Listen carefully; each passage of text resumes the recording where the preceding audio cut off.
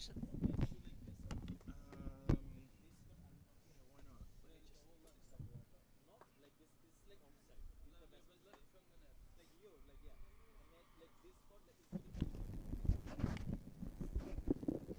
It's going to be weird not hearing myself.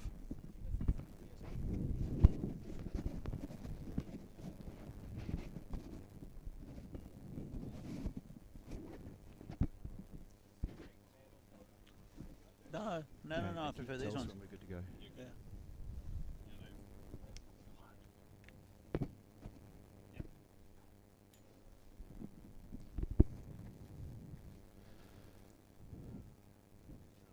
And it's good morning from Vinor, and welcome everybody to the Central European Cup 2022. This is Phil G you're listening to, Filthy Phil G. Sitting alongside me is the super coach, the man who puts the damn in damage. That's Danny Hudacek. And Danny, good morning to you too. Good morning, Phil. Hope you're doing well, and welcome to everyone for this first game in the Central European Cup for 2022. Luxembourg against Austria. It's going to be a good one, Phil. It's going to be a cracker, and we've been waiting for this one for a while to kick off, and here we go. It's going to be kicking off in a couple of minutes, and the news from the toss is, I believe Austria won the toss and elected to take to the field first in conditions which you would call not challenging, but it's a bit cool out there this morning. It's much cooler here in Czech Republic. It's been the last few days and even across all of Europe. It's probably around about sort of 15, 16 degrees. There's a bit of a breeze coming across the ground, as there always is here at Vinor. Probably should have worn the jeans today. I'm probably feeling a little bit cool right now. And I think the players are probably feeling a bit cool. Probably influenced the Austrian team's decision to field, and the Luxembourg guys will get their first chance with the bat in a few minutes. Yeah, look like perfect conditions for cricket, Phil. A little bit of overcast, very English conditions. Nice ground actually, Vinor. It's had a little bit of overnight rain, so it might be a little bit soft early on, but it's still dried out quite nicely.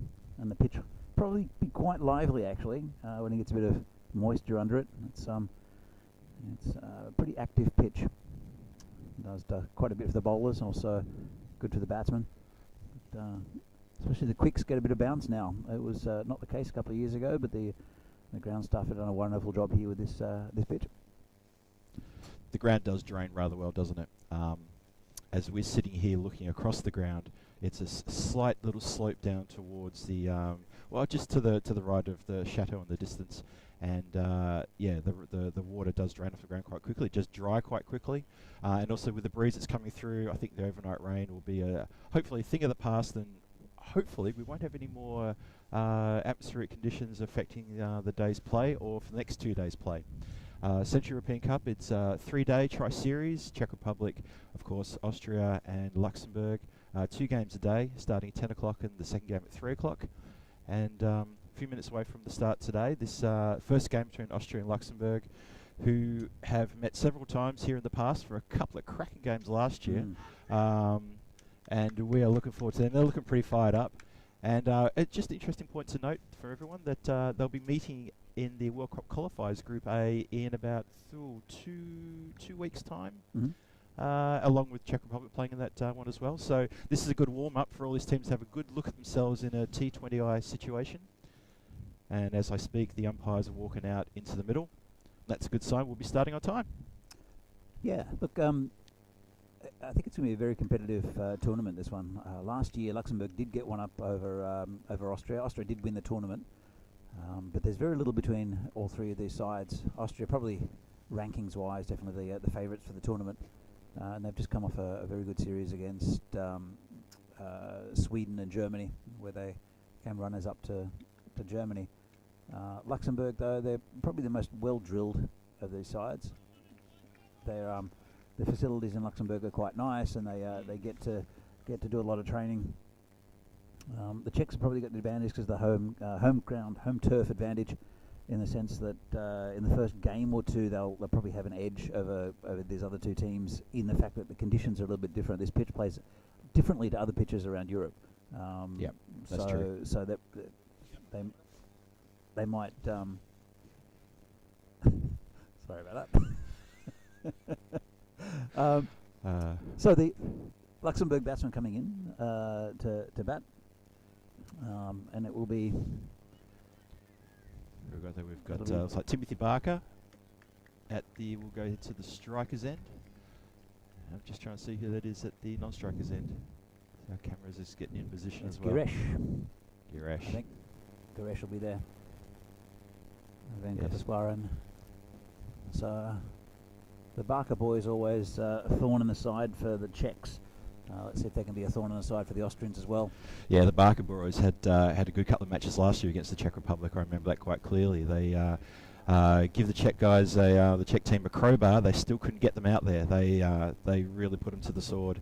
And I think one of those games, the second game, I think that Czech Republic played Luxembourg, the Barker boys just took it completely away from them, and shell-shocked the Czech team to an extent, and they just couldn't get back into it after that. Yeah, James Barker, from quite a few years now, has been a bit as a thorn on the side of the Czech team, and it's interesting because he's not probably as fluid a stroke maker as his brother Tim. Yep. But he ekes out good runs against the Czechs. But they're playing against the Austrians this time. Austria, highly ranked in Europe, very good team, very competitive. But as I said, they're probably favourites for this tournament, but I don't think there's going to be too much in it. Yeah, I don't have the rankings in front of me. In fact, I think they're actually in my bag. I think Austria are about 10 ranking positions above Luxembourg, and Luxembourg are 2 positions above Czech Republic. But look, we're about to kick off, and this is going to be a great tournament. First ball's full toss. Just a scamper through for a leg by. Happening bowler is Akib Iqbal. Yeah, a bit of a loosener that one, just straight onto the pads and tapped away, kicked away pretty much for an easy leg by. A lot of chat out there with the Austrian team, getting into it nice and early. What do you make of the right-hander, left-hander combination, Phil? It's a thorn in the side of the bowling team, isn't it? The constant field movements and the bowler having to change his angle all the time. I mean, my argument would be it's a winning combination, I think, in almost any format of the game. Yeah, I agree. I think it does play with the line, the bowler's line, depending on the quality of the bowler. But you see it even at the higher levels of the game where it does affect the line of the bowler. Comes the bowler in again. And just been patted down, and it's big appeal. Not out, says the umpire. He's got the best view of that man. Yep, if he says not out, then it's not out. Just addressing a couple of our friends in the chat, just making a few comments about the sound. It's been looked at. We've got our good mate Venky sitting next to us just working on the sound here. We'll have it right for you in a few minutes, so just bear with us, please. But enjoy the vision. The vision's looking crisp and good as Iqbal comes in again. Big slash outside of stump. Keeper can't grab it. Well, sneak through for a bye. Sharp outside off. I just wanted to give a quick shout out to our good mate Keanu Nolan in the chat. He's going to help us out with some of the moderating today and for the weekend. Keanu, thank you for rocking up, mate. Appreciate it. And I see a bunch of other Spaniards in there as well. Always good to see. Keanu joining us from Sydney. Oh, we've got Ufus on there. Ufus. G'day, Terry. Dialing in from Tarlin. Just left outside off stump. Yeah, Terry did a wonderful job for Czech Cricket over many years, and has got a new position up in Estonia, and I'm sure he'll enjoy it. I'm a bit jealous about his a couple of pictures I've seen of the seaside. We don't have much seaside in the Czech Republic. Comes again. Oh, he's got him! Oh, wow. Straight through him.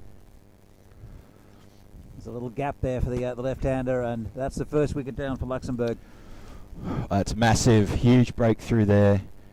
Great line and length, diligent bowling, top of off stump. Umpire has to walk in and reset them again. What a cracking delivery, what a great start. And Luxembourg already forced on the back foot with a wicket in the first over. Yeah, that was it's a big wicket. You can take the game away from sides at this level, can Tim Barker, but he'll have to wait for the next game to prove himself. Brings out Just Mess, the skipper, the very tall wicketkeeper, batsman, keeper, bit of everything is Just. Captain as well, isn't he? Captain, yep, yeah. He's again a very good batsman. He's been around for quite a while for Luxembourg. Been a good performer over many years. He's one of the top players in Luxembourg. Great guy, wonderful cricket mind, which is why he's the captain. And we'll see him later, obviously, in the field as wicketkeeper. But right now, he's got to get his team back on track. Don't want this T20 getting away from anyone in the first couple of overs. Well, there's a power play still, so there are field restrictions, and those the two players that can be back, one at third man, one at deep fine leg. So the skipper for Austria obviously backing his bowler. Yeah, Aki Iqbal's got a bit of pace about him. Short run up. It's a good first up delivery. Nice slow ball, wasn't it? That was a lovely ball. Right up on the toes. Just as I talked up his pace, he chops in this lovely disguised slow ball. Houston was equal to the task and gets the bat down and stops any more damage happening in this over. Very good start for Austria in the first over. Yeah, very good start.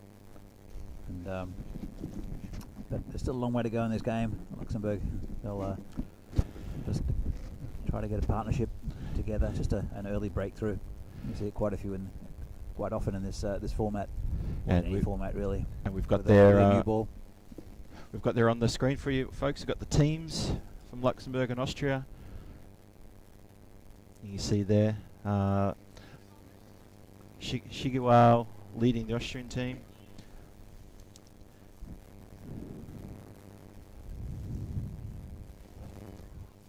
And obviously used captaining the Luxembourg team, as we've just pointed out.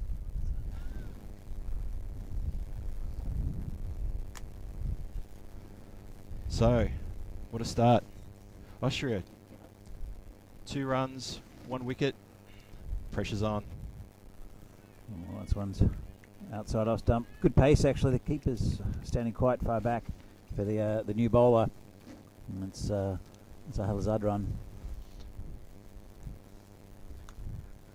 Yeah, the keeper is back quite a way, isn't he, for Zadran? Obviously, he's got a fair bit of pace about him. It's difficult on this pitch because you will get the odd one to kick up, but then you don't want to stand too far back because some of them will die a little bit and bounce in front of you. Comes the bowler again. Again, that's called a wide. Looks to be getting a bit of swing as well from where we're standing, or sitting I should say. It's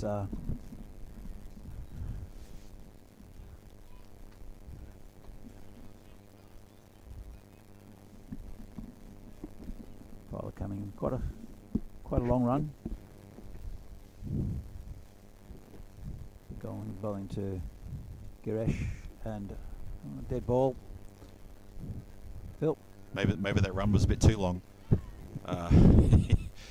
Just sort of petered out in the last minute. Just lost his run up there, just in his last couple of strides.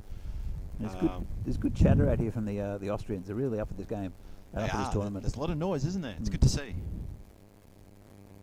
Oh, it's a little bit shorter and a bit of a wild swipe at the ball. Didn't quite think he knew where that was, the batsman. Yeah, I think Giresh was too busy looking to where he wanted the ball to go rather than getting his feet up there. And I think you're right. I think he's getting a little bit of swing there. Is Adrian, and he's at the moment he's got the batsman in all sorts of minds right now. It's not where he wants to be. Comes in again. Oh, it's taken off as well. That did take off, didn't it? Just off a good length as well. Yeah, so yeah, another good over here from the Austrians, keeping it very tight, well disciplined. Apart from that wide, very very well disciplined. Going to go on a limb here. I'm going to suggest that Zadran's going to have his man before the end of this over. Giresh is looking quite uncomfortable as an opening batsman against this bowling attack. He hasn't got near it yet, Phil. No, he has not. Whoa. Tell you what, almost got my wish. Is it a wish or is it a prediction? Yeah, so we don't always do predictions here either. Dodgy inside edge there. The dodgy inside edge. Didn't take long for it to rear its ugly head, the dodgy inside edge. Brings skipper Mies onto strike. He's got to inject a bit of stability here and a bit of scoring as well. Luxembourg don't want to get bogged down and have to make everything up in the second half of this innings. Yeah, they're well. It's not that vital. I don't think power plays are that vital in at this level in T20 internationals. To be honest, it's just what you can make out of the second half of the innings. You can conserve wickets. You've got a couple of batsmen who can come in and demolish again just outside of stump. Good shape. You can get batsmen who come in and demolish late in the innings. Doesn't have to be necessarily a great start. This is a very slow start from Luxembourg, but at the same time they've only just lost one wicket, an important one, mind you. But if they build a partnership, they can get a decent total. Yeah, that's fair enough. I think we've seen a lot of really good close T20s, low scoring T20Is. Mm-hmm. Doesn't always have to be sort of big numbers every time.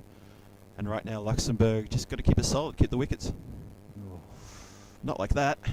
It's a cracking delivery. It's a good length, I think, on this pitch because it's not like a lot of the other pitches around Europe where there's a concrete base or a firm base. It's an active base.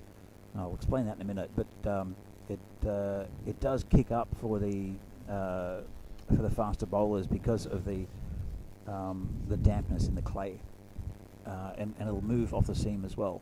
Yeah. But not drastically, just enough to play a little bit like a natural turf pitch. Yeah, 2 runs off that over. Great over from Zadran. Fantastic fast over. Ball swinging away. Batsman in all sorts.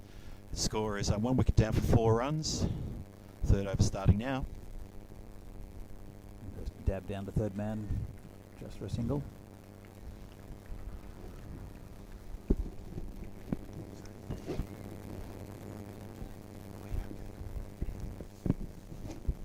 Yeah, I've been quite impressed with this opening bowling attack from Austria. We're only 2 overs and 1 ball in, but very disciplined bowling. Bit of pace about these two as well, and they've obviously got one guy back in the shed already. Oh, that's been smashed.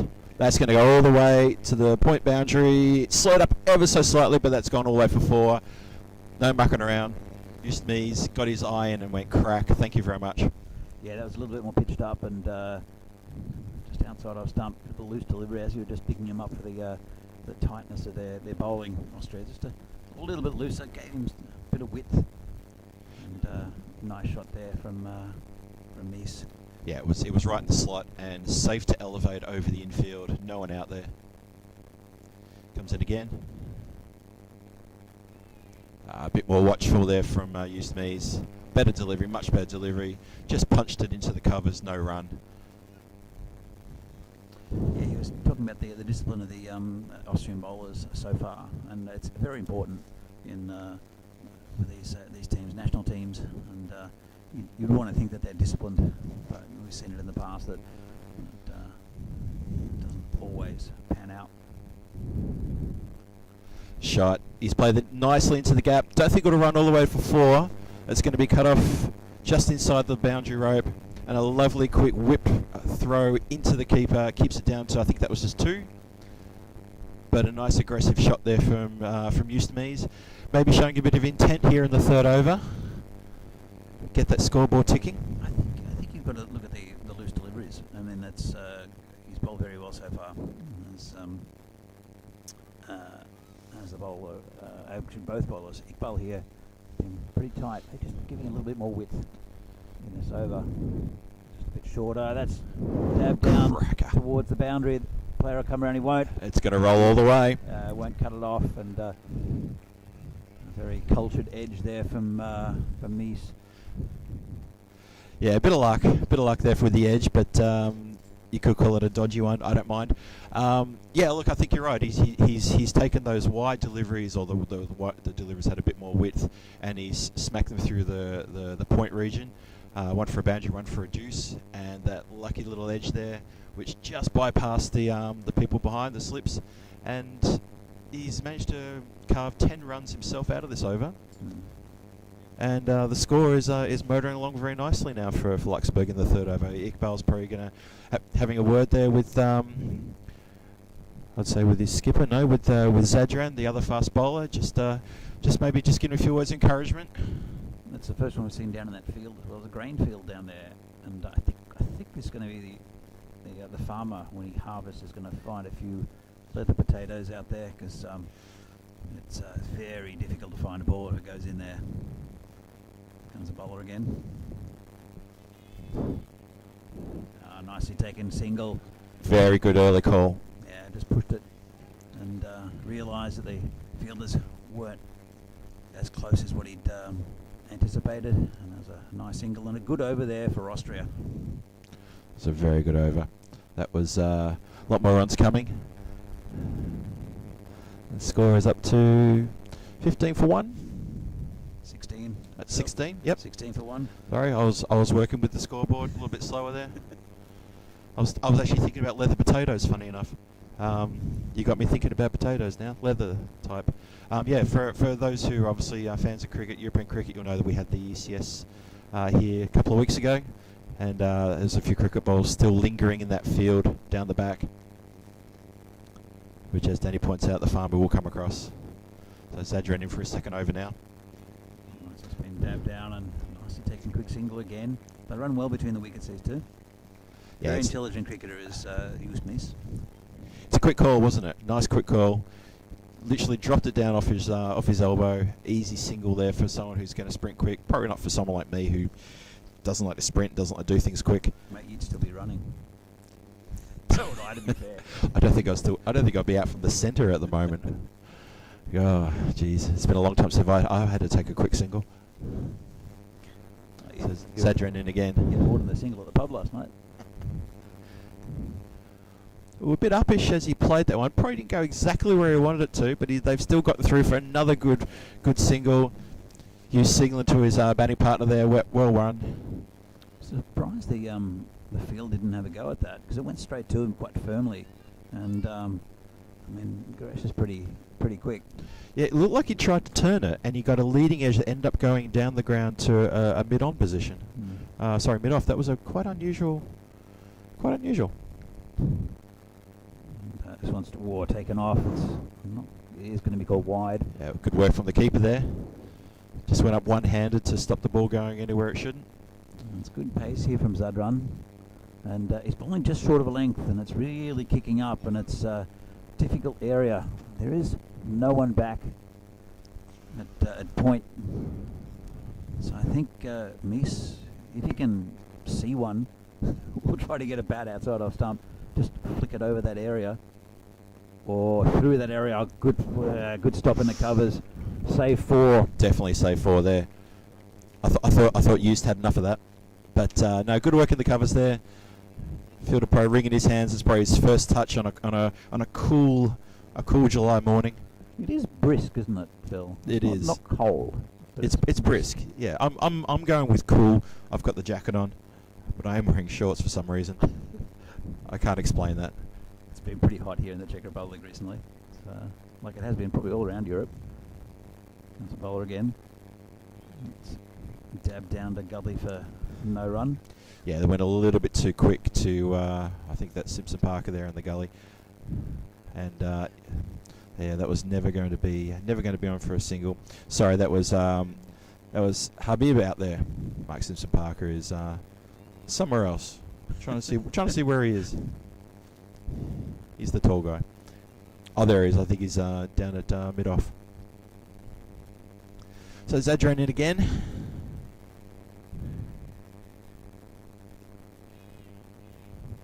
Now he's sort of turned him around a bit there, but he's managed to sort of just block it out just in front of him on the onside. Looked like he was trying to, sorry, on the offside. Looks like he was trying to turn it onto leg, and he just couldn't quite get his timing right.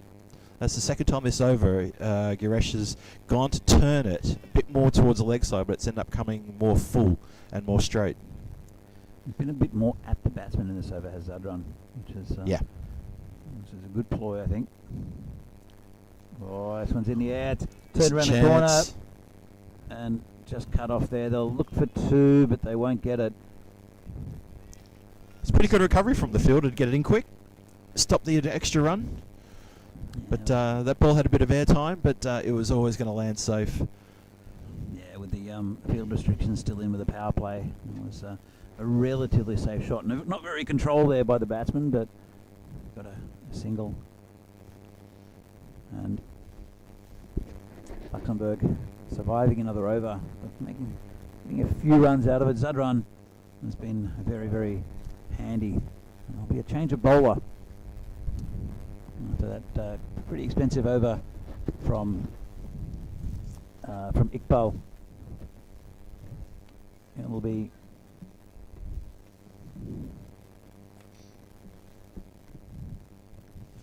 Didar, the new bowler.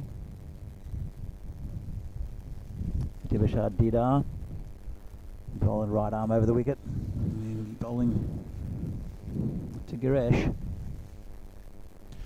Luxembourg going 21 for 1 after 4. Big swipe outside of stump, a little stifled appeal. Bowler was interested, no one else was. Yeah, I didn't hear anything from over here. Umpire didn't hear anything from over there. I guess we just keep going then. Yeah, Luxembourg 21 for 1 after 4.1 overs. Early wicket of Timothy Barker in the first over. Steadied the ship. Used Mies and Giresh are putting on a good recovery partnership here. Whoa, that cut him into good ball. What a cracker delivery that was. Giresh is trying to find the right thing at the moment, is Giresh. He just hasn't quite got his timing, has he? Not really. He's just a little bit out of sorts. It's I don't think he likes his pace too much, especially from Zadran. But that one just literally, not literally, but it did cut him in half. Cut him in half. It really did. Just saw the replay. Yeah. Oh, this one's hit over the top. That'll be 4. Oh, lovely shot. Just gave him a bit of width. And as I was saying, he couldn't find the white thing, Giresh. He found it then. Lovely shot. Oh yeah, he's put everything into that shot.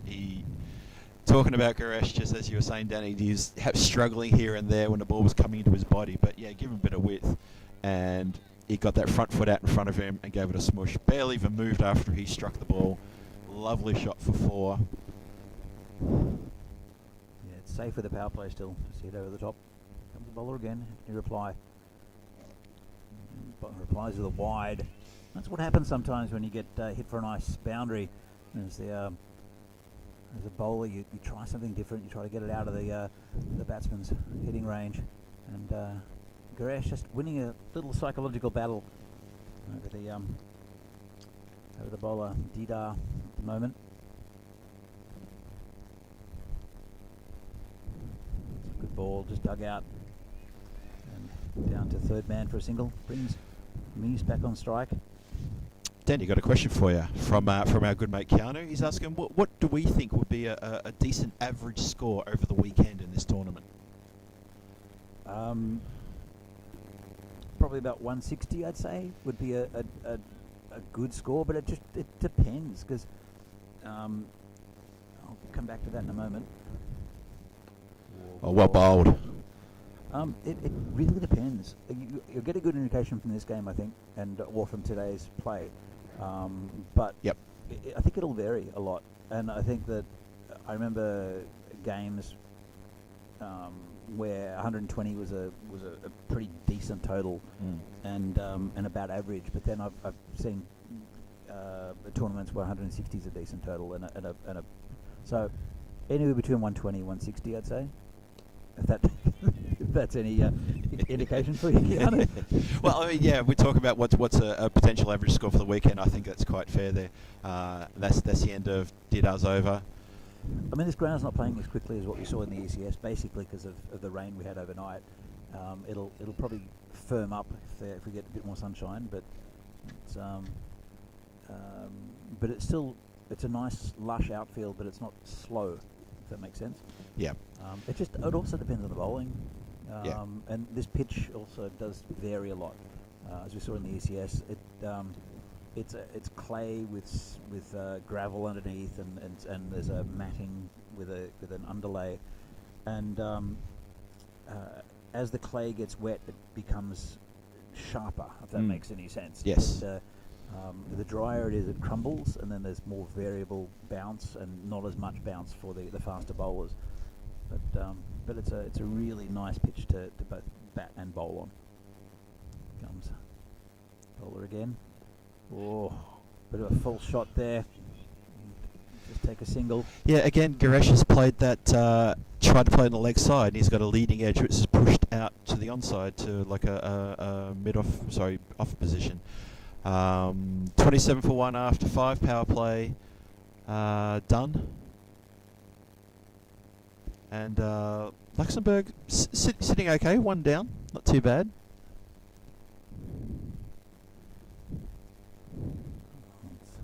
Bit full. And just one last thing, I'll tack onto your averages for the weekend, Danny. And I think your points are absolutely valid.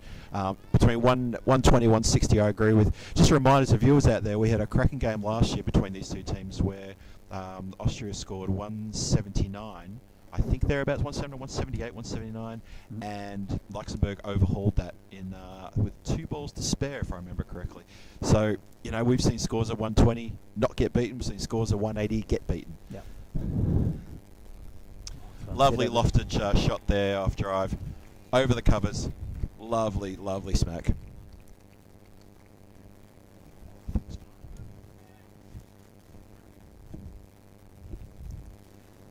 Yeah, with the restrictions still applying. It's 6 over power play. Yeah, apologies, folks. I was getting a bit keen there. Admiring the umpire. I thought he was talking to one of the fielders. Did you see the helicopter?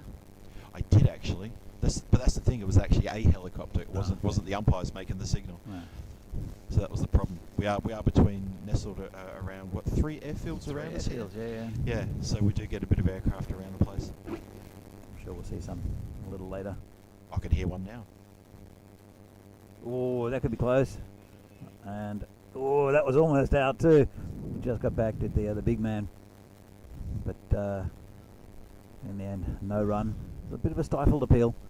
Again, we don't have the best position here for judging LBWs. Not quite as straight as what have been in the past from the commentary. So we get pretty much the same view as what you do at home. I think we'll just have to judge the validity of an LBW appeal based on the strength of the volume coming from the fielders. How does that sound? And the umpire. And of course the umpire putting his finger up. Yeah. I think for me that's probably the ultimate. The umpire? Yeah. Well, literally it is, I guess.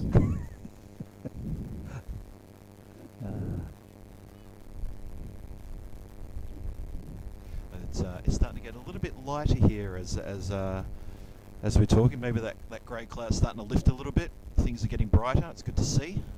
Well, there's cloud in the sky, so there's got to be swing, Phil. For some reason, don't know why. Well, that's just died on him. Yeah, I did a little bit of research last year. This question came up, I think, in one of the ECS games, and as it always does, talking about swing and why is it cloud cover and how does it work, things like that. And I was reading many articles about humidity, about how it's created from the ground, from the grass and things like that. But then I found all these articles contradicting, so it was very confusing as to what was actually the legitimate reason. So I just left it and said I'll put it down to the bowler. There's a lot to do with swing. It's wrist position with the bowler, the action. But as far as atmospheric conditions, definitely humidity does affect it a lot. And I think, the thickness of the air, because it's got to do with the resistance. But there we go. End of the power play. Was it a helicopter? Oh, it's a windmill, isn't it? There's a propeller, yeah. It's a propeller. Yeah, windmill propeller, yeah. So now the field dropping back a little bit. And they have got a man back deep on the offside where a lot of the runs have been coming. Full toss, dab down, past third man who's up in a circle now, and that's 4 runs. Well, they had a third man on the boundary for the whole time who would have cut that off, and they brought him up into the circle, and that's cost them 4 runs. Yeah, that's got to hurt. 6 overs for the third man there who hasn't done an awful lot, and then when he does come up, it goes past him. Full toss. He wasn't going to get away with it, as he shouldn't against the top quality batsman. Now the third man drops back. Well, there you go. If that's not reactionary, I don't know what is. It's tucked him up. It's just a single. In fact, it's going to be a leg by. Yeah, Gresh is doing well. However, he is troubled by the ball that comes into him.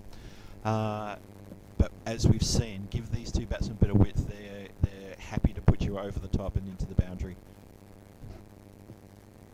Yeah, there's no one, not that they've hit any straight here, but there's no one down at long off. Yeah, we've sort of got a cow corner protection. Oh, again, tucked him up. And it's just another leg by. Yeah, it could be a bit of a, well, I'd put it down to a bowling attack plan here from the Austrians to try to keep the ball up to prevent that straight drive, because you're right, there's a massive gap between, well, there's a deep extra cover, and then you have to go all the way around to cow corner for boundary protection. So straight down the ground, over the covers, through mid-off, that's an easy boundary. Oh, that's a bit of rubbish. Tucked around the corner. Got away with it though. There's a straight. Oh, what happened there? He's gone down. Hope he's alright. I think he's taken a while to get up out of more embarrassment than anything. No, he's alright. Just I don't know about that delivery. He seemed to sort of drop the ball at his feet. It was. that should have been launched into the. Should be in the car park. Field. Don't you reckon? I really thought that ball was in for the car park, but instead it just went down for a couple. That's another full toss. Bit loose this over.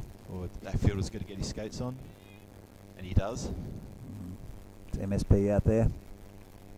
Oh, good throw. Hit the stumps. Luckily it was back up.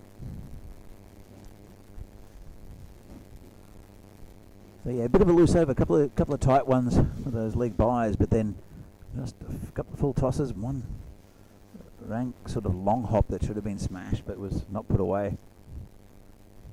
Comes in again. It's nicely fielded by the man at short cover. Good position, that short cover. Yeah, very good attack. position. Good attacking position, that. None of this dropping the ball at our feet and taking a quick single. That punch into the covers otherwise would have yielded a nice easy single, but clever captaincy there to bring a man in short there. Don't often see that in these sort of short format games, but I think it's a really good move, really good pressure move. I like that position. I like it a lot. I like a short mid wicket as well, but yep. You can't have a man everywhere. But short cover it's a run-saving position, because if it's hit anywhere near them, they've got a chance of cutting off just a single, yep. And also boundaries. Yep. But it's also an attacking position. It's that close proximity of a fielder to the batsman as well that gets in the batsman's mind. I think it's a very clever ploy. Well, it gets in their eye line. That's it. Which I personally like as a captain. I liked doing that, having players in those positions. You know, I've got spin introduced for the first time. It's been cut away down to third man. They should get two. It's running away. Chase on. No, he's all right there. So, new bowler bowling left arm around the wicket.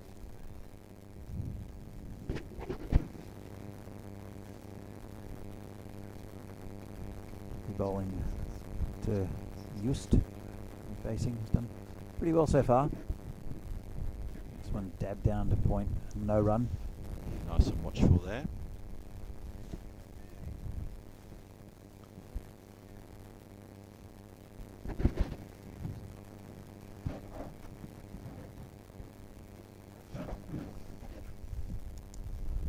Comes in again. Bit short. Hit over the top. That'll be four. Lovely shot. Hit over the gully area. Just too short from the bowler.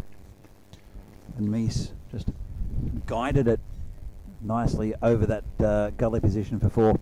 Yeah, that's Shahil Momin who's bowling, and he's just been carted away for four from by Hughes with a lovely shot, just a little bit loose.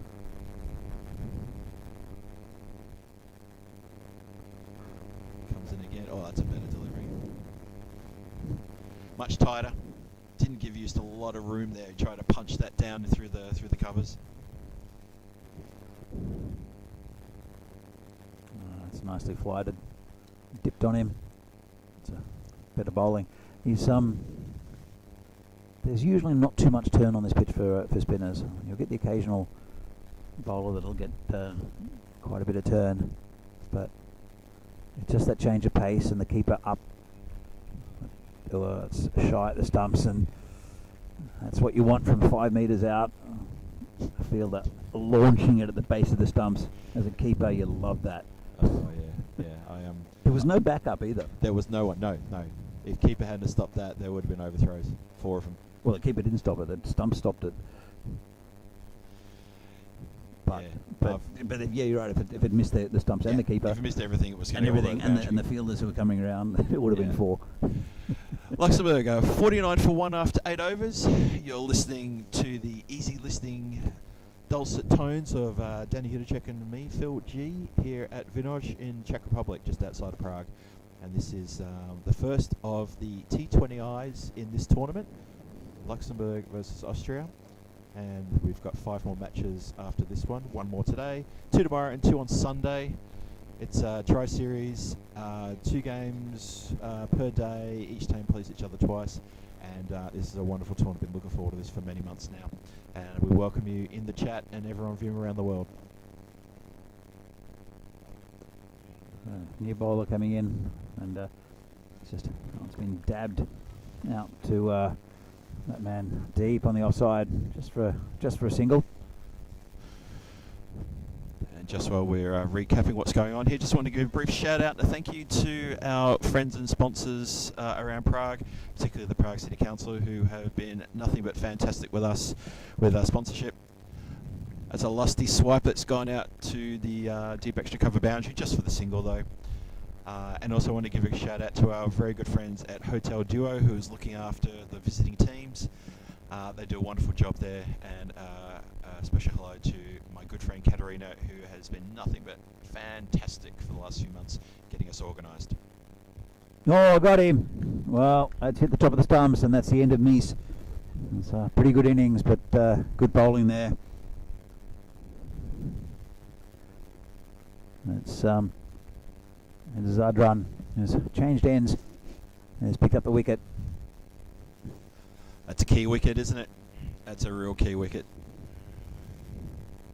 Yeah, it's he batted well, did Mies. But it's a very good delivery. Just a bit too quick for him. Yeah, he came in at a rough time in the first over when they lost their first wicket and gave a bit of stability. We're into the 9th over now. I think you could say he's done pretty much most of his job he had to do. It's up to the rest of his team to keep that score going and to post a nice total in the next 11 overs or so. 51 for 2 after 8.3, and Zadran with the breakthrough. Yeah, they've still got some good batting to come to Luxembourg. Only 2 wickets down, and it's after that early wicket, it was a good recovery. It's very evenly balanced so far this game. But Zadran has definitely been the pick of the bowlers for me. Bowled with, in fact, it's a Jawid Zadran. Not it's Jawid Zadran. Yep. That one's down leg side, called wide, as opposed to Sahel Zadran. Yep. Apologies to the Zadran family out there. I'm sure they have the same problem at the breakfast table. Who ordered these eggs? Oh, it's just nice little delicate dab past the keeper, beats the third man, and that's 4 runs. He's got an unusual little skip. Does Zadran here? Does Joey Zadran?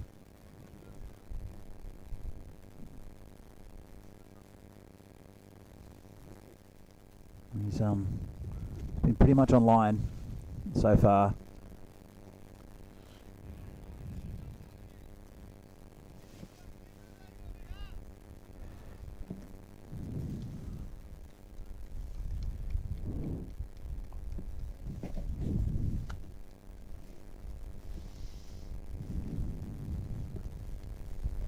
That's a bowler in again.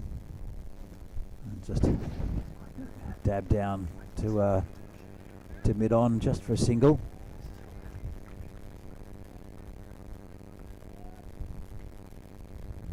Bring Guresh back on strike.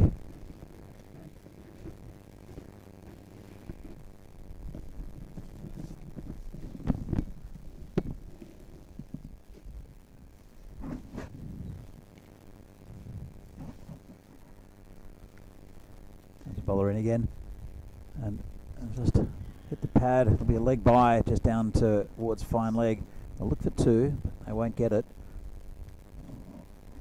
It's been a pretty good over so far from Joey Zadran.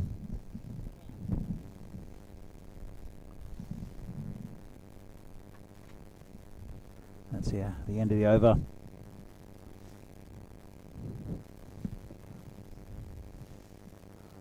So, quieten down the scoring a little bit for Luxembourg with that wicket.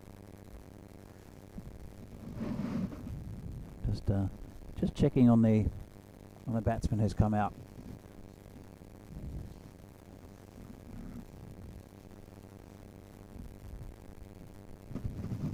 Looks to be Shiv Karan, but we'll just confirm that in a moment. It will be Giresh to face again the left arm of Shahil Momin. Just dab down for no run.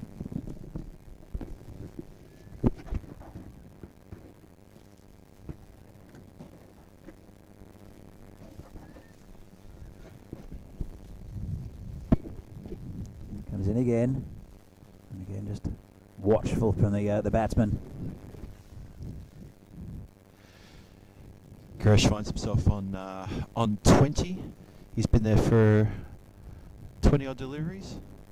On his down leg side, and he's found the man there at short third man. We've been forward for a couple of metres either side of him. We picked him out, couldn't quite get him away. That's a bit of bad luck. He literally had to go, to say, 1 metre to left or right. It's been checked. That shot just down to mid-on, just for a single. He's a single there. Giresh is, I don't think he's hitting the ball as nicely as what he can.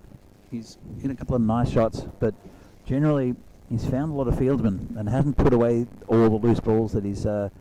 And there's been a few from Austria, not many. It's been pretty tight, but you really got to put away those loose balls. And I think he's let them get away with a couple. It's a nice shot played through the covers. Should just be a single though. Might come back for 2, and they will. They'll get it comfortably actually.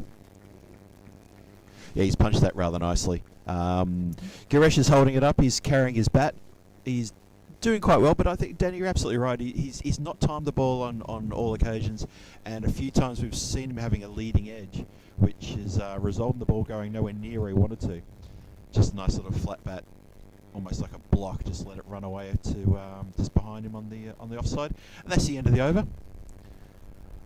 That is 10 overs gone. We're halfway through this innings, and Luxembourg find themselves with 2 down for 61. So halfway through, 61 on the board, 2 wickets gone.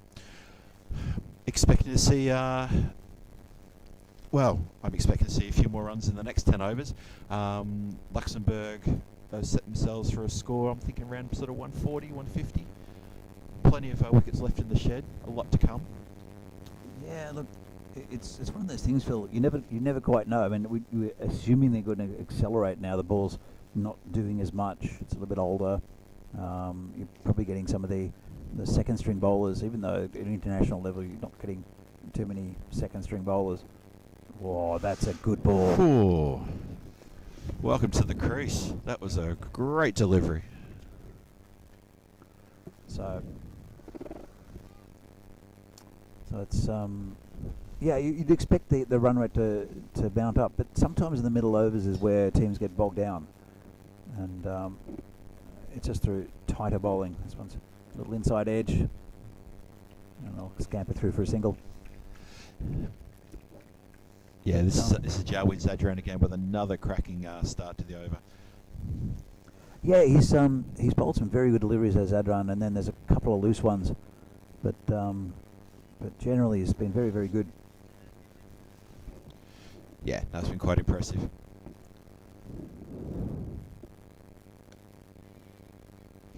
Yeah, you love to see your fast bowler getting the batsman jumping around in their crease like that. It's very handy as a captain when you see your fast bowlers doing that to the batsman. Yeah, very cautious here. Start to this 11th over here from the Luxembourg team. And Zadran is on target. That's a good ball again. Just a bit, not quite wide enough to cut that one, I think. Yeah, he bent the back. You could hear a little grunt there as he let go of the ball, and yeah, bit too much for the batsman. So what do you make of these two teams so far, Phil? I'm impressed so far. I think Austria looking like they've come to play cricket. They're looking very good. Luxembourg have been pretty solid. I was very impressed with the partnership between Yusmies and Giresh that we saw in the last sort of like 20 minutes, half hour. Really put stability back into their innings. But the Austrian guys, I love their energy in the field. There's a chat, there's a bounce in their step. Go on. It's a little bit of a misfield. No, won't cost them anything. No, just a single there. It's, so that's how I'm seeing it so far. What about yourself, Danny? What are your first thoughts of this this initial 10 overs that we've seen, or 11 overs now, I should say? Well, it's exactly what I expect from Luxembourg. Is that like they're a gritty team that are quite correct. Yeah. And that's what we've seen. And but there's been good tight bowling from Austria. There's been probably one loose over from the opener, Iqbal, that cost them a few. But apart from that, Luxembourg haven't really gotten on top of the Austrian bowling. Yeah, that's true. They haven't really dominated someone. There was, I think it was the second or third over, went for maybe 11 or 12 runs. Used to got a couple of boundaries in that over. Again, he doesn't get onto it. Does he? It's another loose ball. It's a full toss from the spinner, and that should have been put out in the field. But yeah, that ball should have been heading off with its frequent flyer tickets. That one should have been, as you say, Danny, in the field for the potato farmer. Just hasn't quite got it. Is he asking for another bat? It's the bat. It's the bat's fault. How dare you, bat? That's a nice shot there. Oh, beat the cover fielder. And just be one, I think. Nice pick up and throw from the fielder out there. And the backing up was coming. But yeah, lovely shot. Good timing. And the batsman. It's Shiv Karan. I'll bring Giresh back on strike. I said he hasn't really timed the ball with when he's got a loose delivery. He needs to start doing that to pump up the score for Luxembourg. This one's over the top, and again, just not quite getting hold of it. Just a single.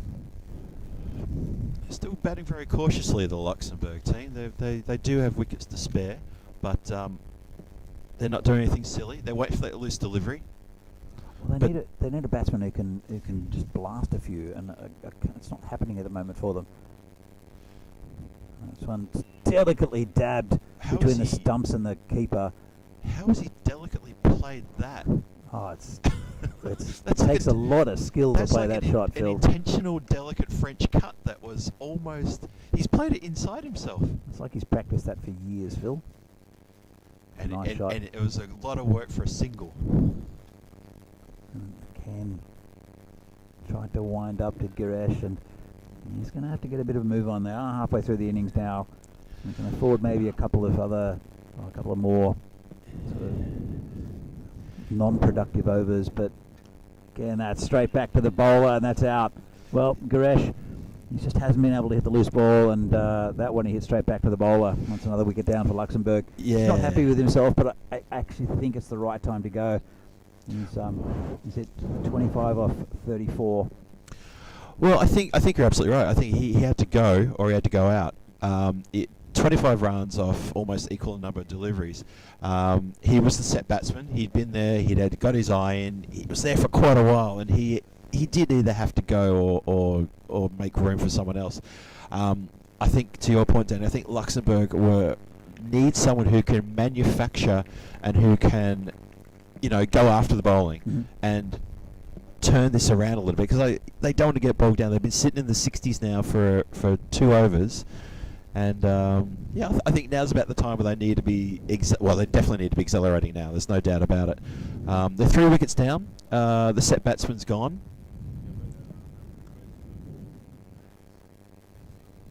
It's it'll be Vikram Vij, who'd be who's the new batsman. He's a quality bowler. Let's see what he's got with the bat. That could be the non-strikers end because it was the end of the over, and it'll be the impressive Jawid Zadran to continue. He's dried up the runs nicely, as has the off spinner. Off spinner's done a great job, hasn't he? Moment, yeah, he has. And that one's pushed out down towards third man. They should come back for 2, and they'll get it pretty comfortably. Yeah, pretty easy in the end. Yeah. Bit Bit of a tough throw there for the keeper, but he's managed to take care of that. He's kept well so far, the keeper. He has, hasn't he? Yeah, I've been impressed with him. Just want to give a shout out to our mate Liam Day in the chat. Good to see you out there, Liam. Thanks for joining us today, and thanks to everybody else in the live stream chat. Wonderful to have your company here in this T20I. Just outside of stump. Ooh, you're not going to get many runs tickling it like that. So it's been really good bowling, I think, here from Jawid Zadran. Just been really tight. He's been at the batsman, just short of a length. Again, just dab down for a single. Ooh, wild one from 2 metres. Again, the keeper does well. They remind me of the days when I was keeping in indoor cricket and I got my little finger broken twice in the same match from someone doing exactly that. The same finger? The same finger, yep. Yep, I had 2 breaks. I had the break just below the fingertip and I had a break near right halfway down between the 2 knuckles. Same fielder? Same fielder, same finger, same match. Yep. I hope you bought the beers. I don't remember. I think I passed out. Not from beer consumption. I was in a lot of pain that one. Never mind. A few questions in the chat about the outfield. We did have a lot of rain here in Prague overnight. The outfield has started a little bit slow, but it does dry out quickly. Yeah, it hasn't really affected anything yet so far. It's not that the ball's plugged or if it hasn't not run to the boundary. So it was playing lightning quick during the ECS a few weeks ago. It was, wasn't it? But just a little bit of lushness in it. But it's a nice surface. Shouldn't be too many bad bounces. It's not exactly test standard, but it's pretty good for an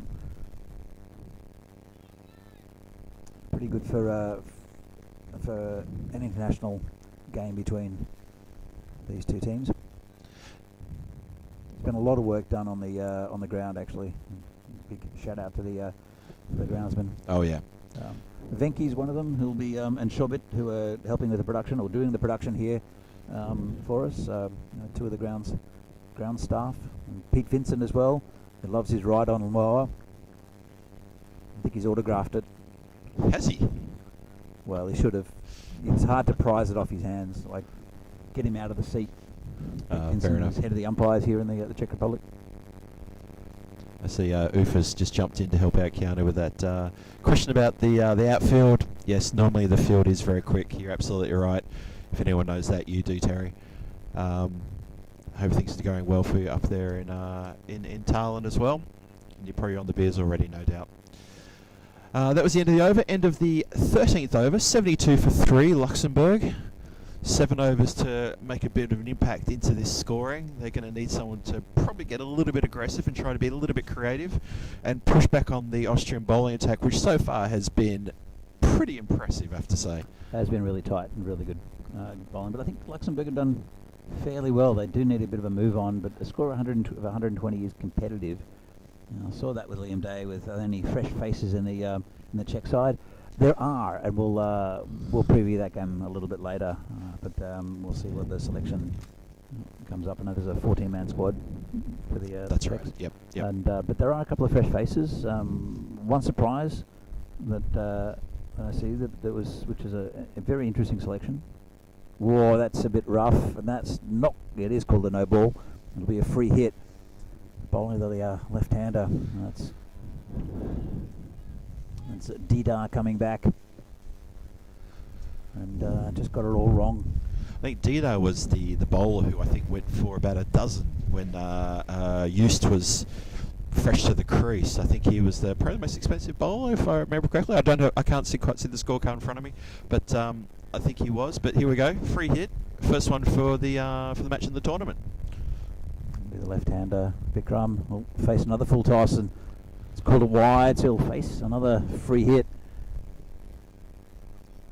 And yeah, you're right. It was Phil. He's going for about 8.5 and over his Dida. Yeah. His coach and captain want him to bring that in a little bit, tame that pace. It's better ball and squeezed out, and couldn't make the bowler pay for his indiscretions. It's look, I think part of the problem with Luxembourg is that that I don't think they've got those really powerful big hitting batsmen. They're all correct. They're all very good batsmen, but whether they can tear apart a bowling attack, especially one that's bowling tightly, it's a bit of a question. And we'll find out. I mean, this is only game one of the tournament. That's right. That's right. Yep. Vikram very sensibly was sent back there by his batting partner. There was never a single there. Yeah, I think it's a very good point that this is just the first match. We're just over halfway through the first innings of the first game. Let's see how it all pans out. It's a bit short. Oh, he's missed that one, hasn't he? That was quick for him. He did. He beat for pace there. Yeah, look, the other thing is that I mentioned this pitch. It plays a little bit differently to other pitches around Europe. It's not quite as some pitches are they're kind of like roads where you just know, especially places like in Hungary. Yeah. Where it bounces at a certain level as a concrete base, whereas here it's more active. It's tucked around the corner. Good fielding there. It's a bit of a mix-up, but they'll come through for a pretty easy single in the end. That was very good fielding. It's our mate Zadran. That's Sahel Zadran, and he's picked it up just on the half volley and whipped it straight back. Lovely fielding. Couldn't stop the single. Well played. I think there's one more to come in this over, I think.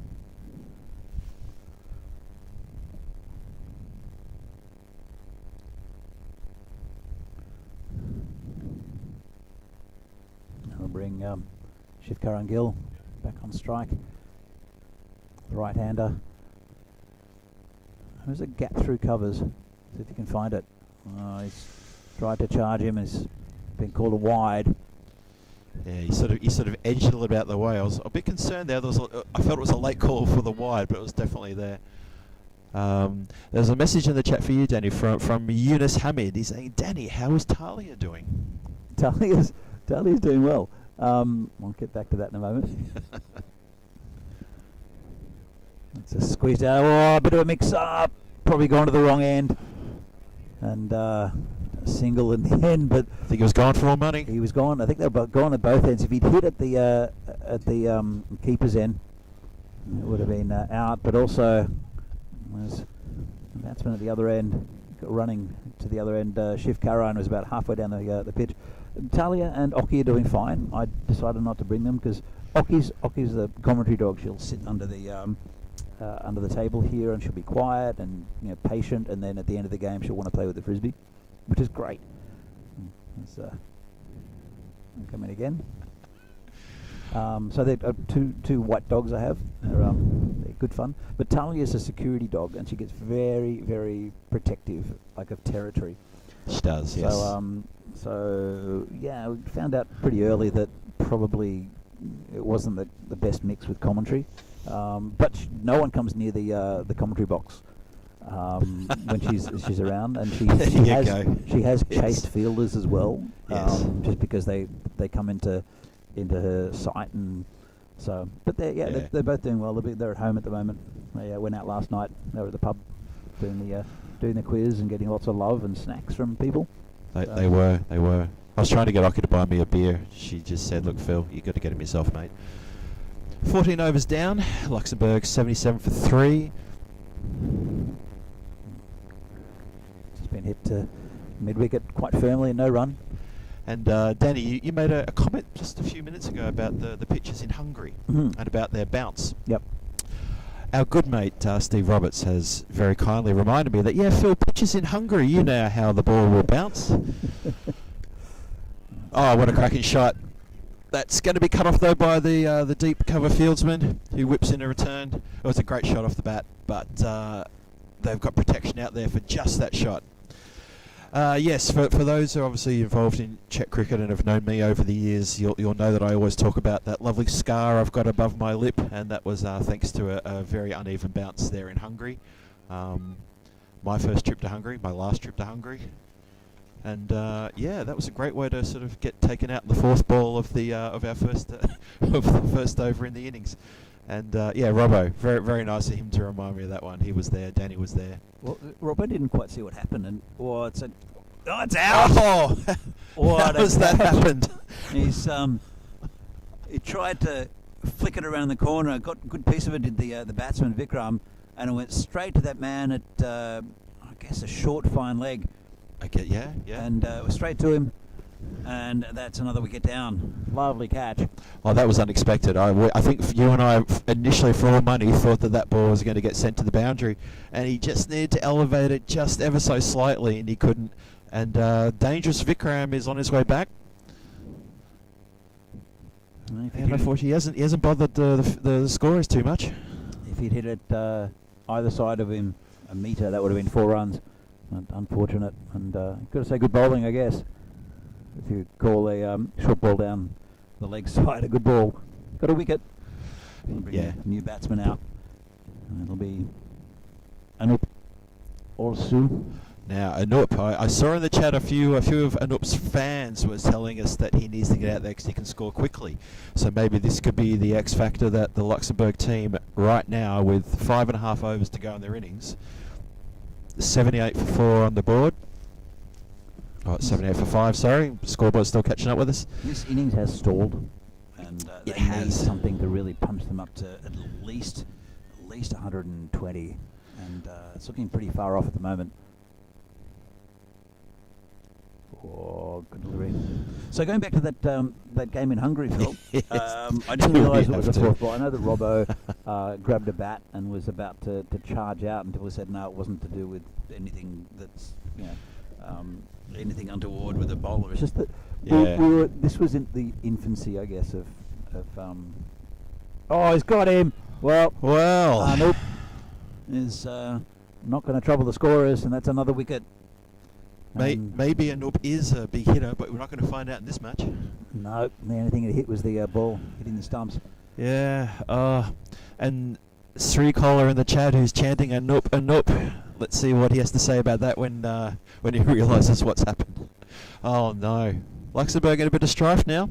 Yeah, they are. I'll bring James Barker out to strike. James Barker, often you see him opening the innings, and he's probably, as I said, not as fluent a batsman as his brother Tim. Yeah. But he's like a tick when he's in. He's very difficult to get out. And the Czechs are the ones who have been the recipient of lots of very good James Barker innings over the years. He's how do you get a tick out? How do you get a burrowing tick out? lighter. I thought that was from Leach. No, I mean, there are definitely different ways of getting a tick out. And bowling at the stumps is a good way. Anyone in the chat can help us out with that. How would you remove a tick that's burrowing into you? How do we remove Mr. Barker? Do we use a lighter? I know there's a bit with lotion where you can smother it and it sort of suffocates and you can roll them out. That's what I've heard. Had that. But anyway, going back to that game in Hungary after this ball. Soft hands. Just tapped away there to third man for an easy single. Nice way to get off the mark. Yes, the Hungary game. Yes. So we played. It was a Czech development 11, which was sort of right. There were a couple of very good 16-year-olds who we took down, and another guy who was an older Czech guy who was a violinist who was not the greatest cricketer. Lovely guy. His wife taught him how to play. There's a very high-level softballer in the Czech Republic. And we played literally on a football field. Yep. Right. With no pitch. It was nothing rolled. Nope. It was just a pitch. And Phil, you got one on a good length that just kicked up and smacked you in the face. Yep. the bowler, one of the very fast bowlers, had put a couple of balls in the same place, which I had successfully, bunted down, get my iron and when you're playing cricket on a football pitch and you can see in front of you, and we batted second, so it had already been scuffed up quite nicely by the Hungarian team that batted before us. And I was being very watchful, and the fourth ball, it bounced pretty much where the other three had bounced, and I played forward, was in line, and the last thing I saw was the ball coming over the top of my glove and just impacting just below my eyesight. Oh, nicely tucked away for a very quick single there. Good work.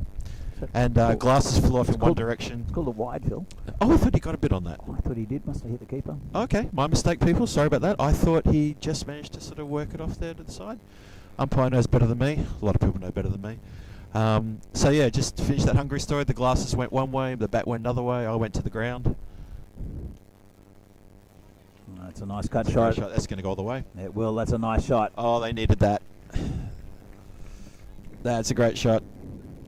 So I still, if I remember well, I think we end up in some sort of Mexican restaurant that evening, and you joined us all sort of bandaged up, and we had to put a straw for you to drink your tequila. Yes. I got taken. There was a couple of guys who were watching the game, friends of the Hungarian team, who drove me to a doctor's surgery. Oh, well taken by the keeper there. I don't think there's any chance of stumping though. Yeah, a couple of friends of the Hungarian team. They took me to a doctor. Then took me to the main hospital in Budapest. Who then took X-rays, sent me off to a specialist. Who then got me into the chair, got me a few injections, got my stitches in, and then I found out you guys had already finished the game, lost, and obviously because I wasn't there, and we all met up at a Mexican restaurant where I had a shot of tequila given to me. Maybe you bought it for me, Danny, with a little black straw, no bigger than about 3 inches in length for me to drink through. And I tell you, I went through a few of those. Let's get back to this game. Yes, enough of that. Only memories. Under 5 overs left. And it's tucked around the corner. Chase on from the fielder. Now look for 2. They should get it comfortably, and they do. It's well run. Turned very quickly. There did Shiv Karan. Okay, so to feel there's a bit more momentum now in the Luxembourg team, that they've 4.5 overs to go. Need to get a wriggle on. Oh, it's not like that though. Nicely bowled. Just took the pace off a little bit. He did. I like Momin's bowling. He does vary his pace. He shoots the occasional one through, gets it to dip. In with the left arm around the wicket. It's a bit short. Doesn't get away. Doesn't get it away there. He was lucky not to get carded for 4 then. That was a little bit wide. A very impressive moment as well. He's almost gone for his full 4 overs. 1 ball to left. That's a dead ball. We'll just have to wait a second. He's got 1 wicket for 22. He's been quite economical in these conditions. Very animated there, the umpire. Oh, good ball again. Slightly quicker. Tucks up the batsman. It's been a really good spell from Momin. That was umpire Richard Eames officiating there from Luxembourg, isn't he? Yeah. No, he can't be from Luxembourg. No. I'm not sure where Richard's Where's from. Richard from? Oh, we'll find out. We'll find out where Richard's from. And the other umpire there is Czech's very own Chris Tebb. Both doing a fantastic job, the men in black. That's 16 overs gone, 87 for 5, Luxembourg. 4 overs. Even a runner ball, they're going to be struggling to get into the 120 mark. They're going to need to be getting close to the 120 mark to make something competitive. But, it all remains to be seen how the Austrian team can respond when it's their turn to bat. But 4 overs, anything goes. We've got Iqbal coming back. He's got some good pace there and just tapped away onto the onside just for an easy single. Yeah, we saw Akib Iqbal open the bowling earlier and put in a fantastic performance. He went 2 overs for 13 runs. Thank you, Srikola. Thank you very much, and thank you, Terry. That's what I thought. I just confirmed it with Just as well, but yes, should have just referred it to the chat. You're right. If we don't know, the chat knows. The chat knows. That's why we love the chat. The chat knows. It's good to see so many people actually on the chat today as well. Yep. Thanks everyone for joining us today. Well, it's a full toss, smash past the bowler. Not very well timed though. Simpson Parker picks it up and just a single. Yeah, he's come forward for that one, but he hasn't really got enough of that to really put it away quick to the boundary. That's the first real proper blow we've seen hit straight down the ground. There's been a lot square of the wicket, a lot behind the wicket, not a lot of sort of forceful shots straight down the ground. It's tucked around the corner. Look for two. Then Ooh, I thought they should have looked for two. I think Barker was up for it. yeah, I think they probably didn't run the first one as hard as what they could have, and he didn't spring back to look for the second. But to be fair, would have been struggling a little bit. They need a good little partnership here just to get them to about that 120 mark. We're on 90 at the moment. Also 5 wickets. It's a bowler again. It's short of a length and well bowled. Yeah, at this stage of the innings, you really want to be connecting with those sorts of deliveries, this short stuff where you get an extra split second to have a look at the ball. You really want to get in behind that. It's another dot ball. Iqbal's first over was fantastic with the wicket of Tim Barker. The next one was a bit loose. So, it's come back pretty well. It's another dodgy French cut and just a single. Yeah, didn't have the finesse of the one we saw at this end a couple of overs ago. And I think the keeper, I think, got a little bit on that to get the pace down. Still couldn't stop the single. Scoreboard's ticking ever so gently at the moment. I'll bring James Barker back on. He's very good at guiding the ball. He can hit big as well when he gets the right ball, but generally that's not his game. That's what his game is, just poking it around. And they'll look for two. They won't get it though. But again, Barker's running to the danger end. He was keen, but well, you know, they're out there making the decisions. I'm sitting here in the shelter, not. So, yep, just the single. It's the end of the over. And it's 92 for 5 in Luxembourg. 3 overs left. They're just. If they can get 10 and over, but it's looking difficult. There's only been a couple of overs that have gone for more than 10 so far in this innings, or around about 10. So it'll be difficult for them to reach that. They'll want to get as many as they can over the last few. But sometimes just swinging the bat wildly is not the way to go, and if it's not your game. So James Barker, he'll look at. It's a bit of a gap actually, probably in the gully area. You can find that, and also the fine legs up. That's a good ball, right in his toes there. And it's well impressed with the bowling from Sahel Zadran. He had a good start to the innings as well, bowling. Yeah. He's come on at the end with Iqbal. Yeah, he's the pick of the bowlers. He's quick. He's just bowled. His opening spell was just short of a length and difficult to get away. Good pace. That one was right in the toes. Comes in again. It's too quick for the batsman. Tries to give himself a bit of space. I think I can see where he's trying to go. There's a gap. The third man as well. I think they're missing a trick here, Austria, with the pace of Zadran. There's no one behind the on the boundary behind the wicket. All it takes is a little edge, and that's going to be 4 runs. This one's gone to the gully and just a single. Slight little misfield allowed that single. Yeah, Danny, I think you've spotted a bit of a trick there. I think you're absolutely right. Short third man, short fine leg, and something quick off Zadran, which you're going to get. It's going to go to the boundary. There's no protection at all on the boundary behind the bowler. Yeah, sorry, behind the batsman. That's a good ball, just squeezed out towards mid wicket, and they look for 2. And it's a good throw to the keeper, but comfortable in the end. I don't understand why they've got the long on and the long off when nothing has gone there really. They should just bring those 2 in and then drop men back behind square, or put in a short mid wicket just to cut off the runs, because that's where Barker's getting a couple. They got 2 in that area.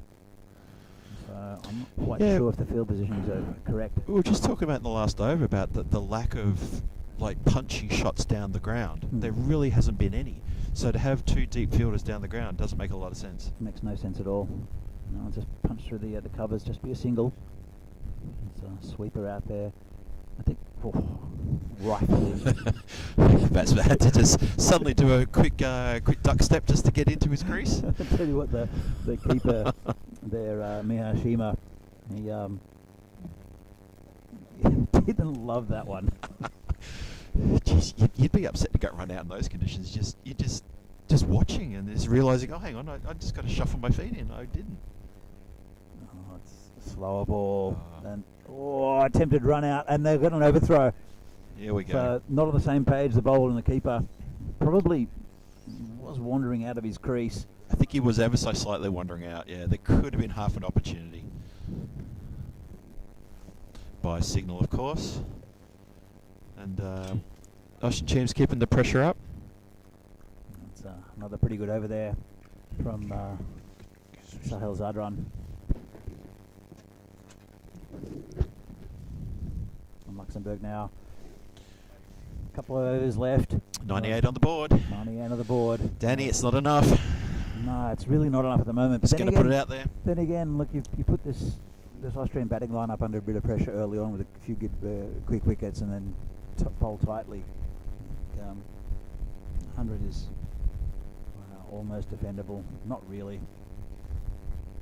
Austria, a very good side. But Luxembourg, if they can sneak another 15 or 20 out of these next two overs, it'll at least be a target. It's a bit hit into the covers, just dabbed down by that short cover, just a single. Nicely fielded there, just keeps to a single. Yeah, I think, this is the first game of the tournament, so, let's see how Austria go when they get their chance to bat. You never know what can happen. A few quick wickets does turn innings on its head. I did mention that the score between 120 and 160 is about par, and it looks like Luxembourg are going to get around about that. As that one's mishit down to mid-wicket. They'll look for two, and they'll come through. It'll be pretty well run in the end. That's very well run, yeah, very well run. Yeah, it was a funny old miss hit. It was almost like in slow motion. His pull shot just lobbed and dropped, but they got through for two. Well run. Gets them into triple figures. They'll have to feel good about that at least. Still a bit of work to be done though. Yeah, those middle overs really affected the Luxembourg score, and this one's coming around the wicket to the left-hander, and it's a little bit quick for him. Yeah, another dot ball. There's the fine leg is very, very fine. There's a big gap down there. It really needs to tuck it around the corner if you can. James Barker.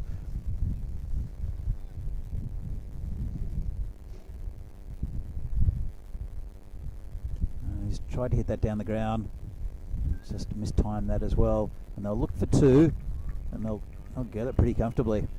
I thought they were going to struggle for two there in the end, but no. Pretty comfortably, well run. I think it was the fact that the ball was mistimed that allowed him to come through. If he timed it, it would have been just a single. And Simpson Parker had to come off the boundary as well. He had to come in quite a way there to collect that and get it in. Bowler again. And that's, lovely shot. 4 runs. Oh, well manufactured that. Lovely. That's exactly where that, I thought they'd look for those runs as well. James Barker just tucking around the corner, used his feet well, got him to position and just flicked it around the corner. Yeah, lovely shot. Very clever. This is the kind of thing we were talking about 5 overs ago, about looking for a batsman from Luxembourg who can manufacture a few things and just get the Austrian team off their game, because so far, I wouldn't say Austria's had it all their own way this innings, but they have been pretty impressive so far. So that's a lovely little shot there from Barker. Oh, it's hit down the ground, mistimed again, and just be a single. Well, they'll look for two. They'll have to be struggling, I think, and he's got home. Oh. Well run there from Shiv Karan. Sahil Momin, right in front of us here, he made such quick ground to get to the ball. He absolutely bottled it in, but Luxembourg equal to the task with a run. Very well run. Scores up to 109 for 5. It's a better over. Well, I said if they can get to that 120 mark, at least they've got a total to bowl to, and if they can put some pressure on these Austrian batsmen, especially the openers, And then they're in with a shot. Luxembourg. They're a fighting team. That's their main strength. Is Luxembourg is that they never give up, and they're well drilled, good fielding side as well. Luxembourg. Yes, that's also true. That'll be Zadran to finish off. Sahil Zadran coming in. Hit straight. They'll look for 2. Don't think they'll get it this time though. Yeah, the fielder out there's come off the boundary a bit quicker. He's doing the hard yards, is Mark Simpson-Parker. He was going long on to long on. He's been knackered by the time he bats. He'll hope he doesn't have to bat, because you're right, he has gone the length of the ground on several occasions now.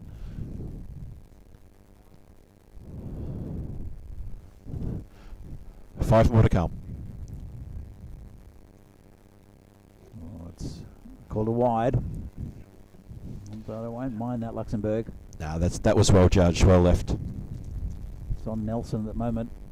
111 for 5, Luxembourg. Still 5 balls to come. Lord Nelson. Oh, it's called wide again. Not happy, the bowler. I bet his captain will be equally unhappy. The final over, and we don't want to be getting wides, we want to be seeing dot balls. In fact, it's Didar, the bowler. Didn't think it was coming in as quick. And he has been a bit loose, as Didar. That's a full toss, squeezed out towards deep cover. They'll look for 2, and it's well run. Another 2 runs. Yeah. These two, they're running well between the wickets, aren't they, Danny? They're doing quite well. Well, they've got nothing to lose, really. They have to go. Oh, they have to go. It's only they've still got wickets in hand. It's the last over. If one of them gets run out, it's just it'll be 1 run instead of 2. Comes a bowler again.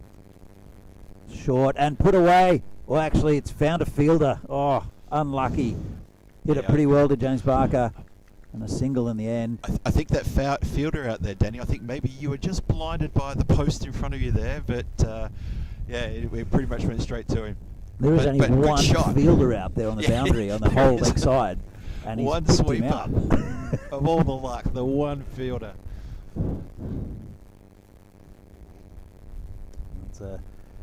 Just rolled his wrist over that one, hit down the ground, just get the single. That's the thing, is if they're mistiming it, they're getting 2, but if they're timing it, they're only getting 1 because they're filing fielders out on the boundary. Yeah, there's no logic to this. There is none whatsoever.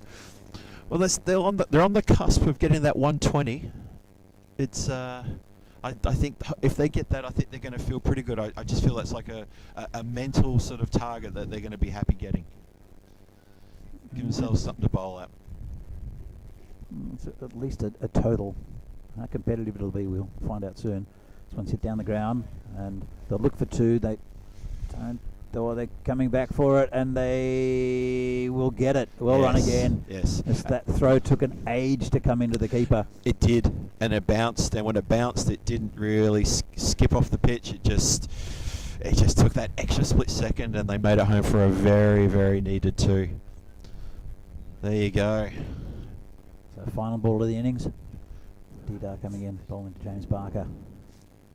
And dodgy shot, and keeper's done well just to sort of stop it.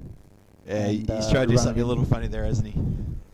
Yeah, he tried to flick it around the corner again. There was a big gap down there, and that's the end of the innings. 119 and 120 to win for Austria. They should get there, but you never know in this game.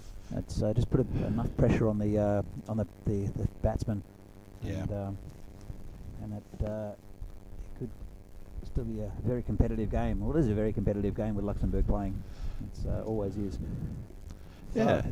I think kudos and a good generous round of applause from their teammates to the last batting pair there for Luxembourg. They got them up to a better score. They were floundering around the 60s and 70s 5 overs ago. They seemed to take forever to get out of the 60s. And Austria, to their credit, fantastic bowling at the start and in the middle. I think just towards the end, maybe Dida was a little bit wayward, probably gave away a few more runs than his captain probably would have liked. But all in all, a very solid bowling performance and fielding performance by the Austrians. I thought they were very good in the field. The Luxembourg batsmen, they're giving the Luxembourg batsmen a very generous round of applause. A lot of good camaraderie between these two teams. They've met each other many times, and we love to see them play here in Prague as well. Yeah, really good spirits there. Yeah, look, it is. I mean, it's all developing cricket here in Europe, and the standard has been raised a lot in the last few years. And two very competitive sides here. Not much between them. There was they won one each in the tournament last year. These two sides. Luxembourg, I think, had a slow start to the tournament last year and then really picked up and were very competitive. Austria, just a class unit for European cricket. They're one of the better sides within Europe. Better middle sides, I guess. Yeah, to your point, the Luxembourg last year, same as this year, they're starting off this tournament with 2 games on day one. Mm-hmm. So they're playing Austria now, as obviously we hear, and they'll play the Czech Republic in the afternoon match. Mm-hmm. So they did that last year as well. Gives them, and they did have a slow start last year. I remember that I think they started with 2 losses, and then they came good with a couple of wins. Let's see how they go today. They've got to defend 120 against a very good Austrian outfit. And as we say in cricket, anything goes. A few quick wickets, who knows where it's going to end up. Yeah, absolutely, and they need to put the pressure right on from the start. And but we'll come back in a few minutes' time, I think, with the second half of this game. It's a T20 international between Luxembourg and Austria, and we'll see the Austrians see if they can get the 120 they need to win in the opening game of the Continental European Cup, or the Central European Cup, I should say. Central European Cup here in Prague. And hope you join us very shortly for the resumption of this game. See you soon. See you soon.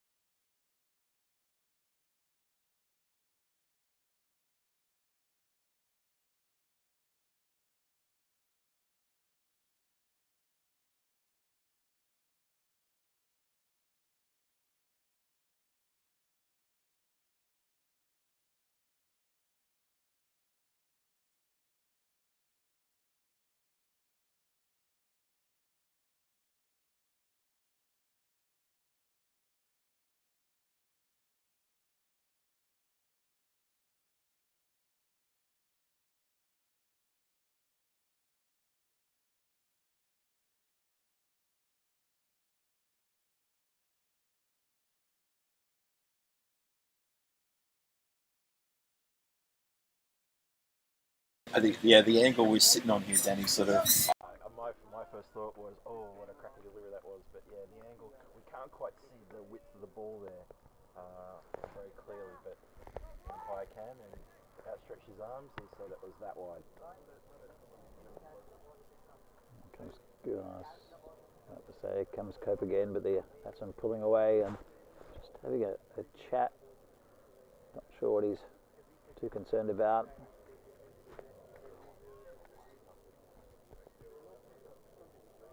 Comes Cope. It's gone to the fielder and it's gone! Well, that's a big wicket. Wow. Got a thick outside edge and that fly slip comes into play. This is what we talked about. You get a nice early start and this is what happens. Unbelievable. Unbelievable stuff.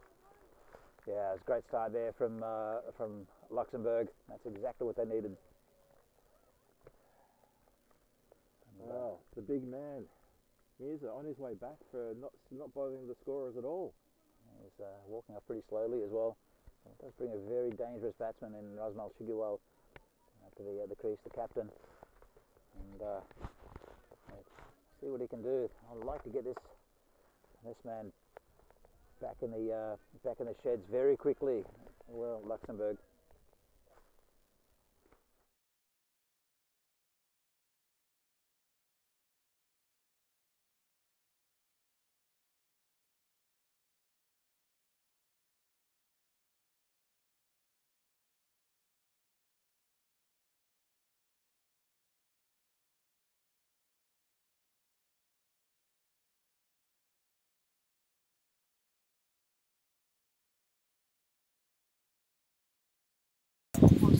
Luxembourg. Well, this is a carbon copy start to what we saw. Previous innings, a wicket in the first over of the very dangerous. Who was it? Timothy Barker. We lost in the Luxembourg batting lineup. Cope, and good start to him, just poked out to that short cover area. And they're right up for this Luxembourg. Oh yeah, they're right in it now. That first wicket has really set the tone for what could be a very, very good match here. It's been a good match already. It's been some good performances in the field from Austria. Since hit over the top, that'll be 4 runs. They get the field up. Nice shot. Hit over cover there from Shigewal. It's a very dangerous batsman, and he'll play shots. He's a quality batsman, isn't he, Shigewal? This is not the first time we've seen him, and we've seen him tear bowlers apart. Absolutely soul destroying when he gets going. Lusty hitter, loves hitting up over the infield and over the boundary if he can. Whoa, good comeback from Cope. Cracking delivery. That's what I said about this pitch. If you bend your back a bit, there's a bit of bounce in it, and that's a very good first over there from Luxembourg, and picking up that big wicket early on, and Austria 1 for 5. I'll make it 1 for 5. Yep. 5 for 1. 1 for 5. 1 for 5. With 1 wicket and 5 runs. That's it. No matter what part of the world you're from, you'll get that. 5 for 1, 1 for 5. Good to see a bit of support around for the Austrian team right next to us here. There is someone in the pavilion now, Phil. Oh, we have someone in the pavilion. Actually, it's Dylan Stain from the Czech team who's watching. So.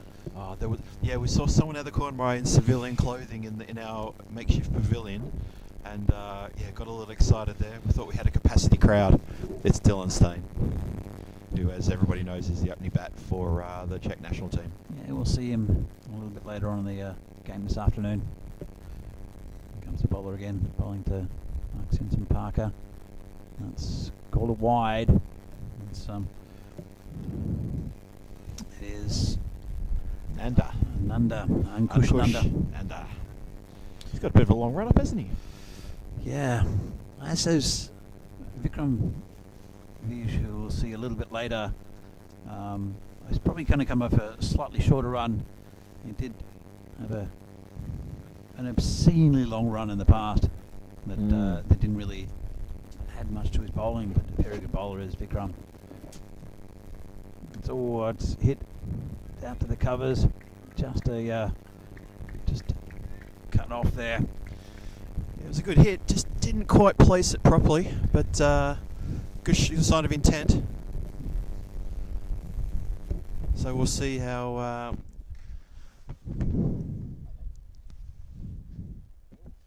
Ankush comes back. Seems that Parker just cautiously placed that for a single, just into a little gap there on the offside. Keep that scoreboard ticking over. It's stage is set for a very good run chase here. I still think the Austrians have got some real power in their top order to overhaul Luxembourg.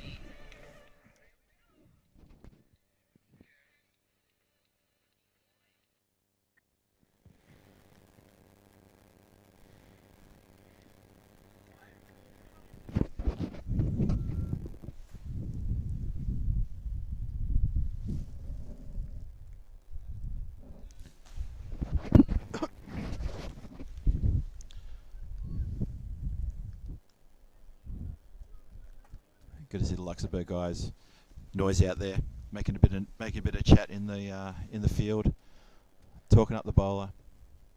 Nanda comes in again. Let's let go because that was quite wide. Umpire agrees. So the Luxembourg guys, they've got 120 on the board. Sorry, they got 119 on the board. The Austrian team need to get 120 to take the chocolates. There's a little bit of work for them to do. Under cloudy conditions, there's a little bit of dark skies above us as I talk, but I don't think there's any chance of rain at the moment. We're looking pretty good. And that's lofted up in the air. I don't think it's going to run to the boundary. I think it's going to pull up a little bit, and should be an easy two there.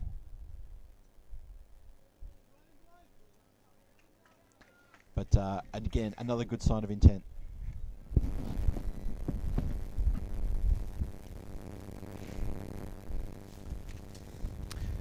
So just been just called away a little bit there, Phil.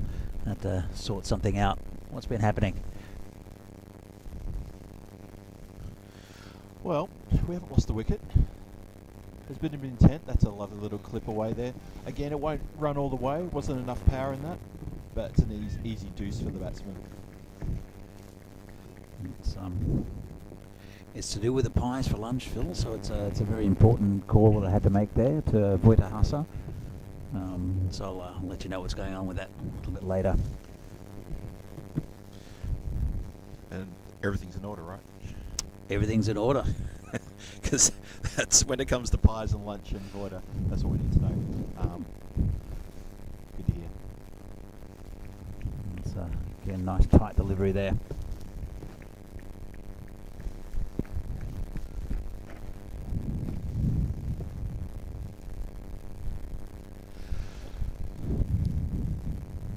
Score is 14 for 1.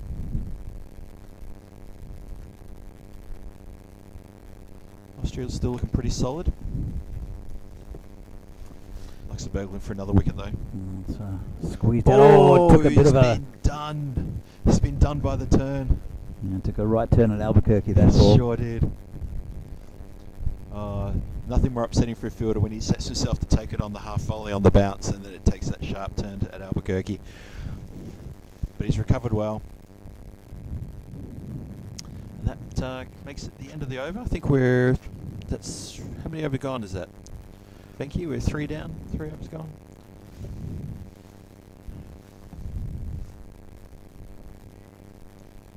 We are. No, we're 2 overs gone. Wow, I've been time travelling yet again. 15 for 1 after 2 overs. Where does time go? It's incredible. I had Vegemite on toast for breakfast. I swear to God, it's got time travel. In what year, though? In what year, Phil? Oh, look, it's still 20... Oh, look, it's just getting complicated now.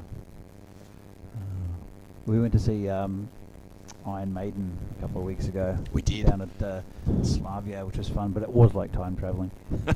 And I'm seeing the Stones next weekend, so what decade are we in, Phil? This is in the air. It's coming to us. And it's just over the fielder. And I'll come back for 2. Got a bit lucky there, didn't quite time it, the batsman.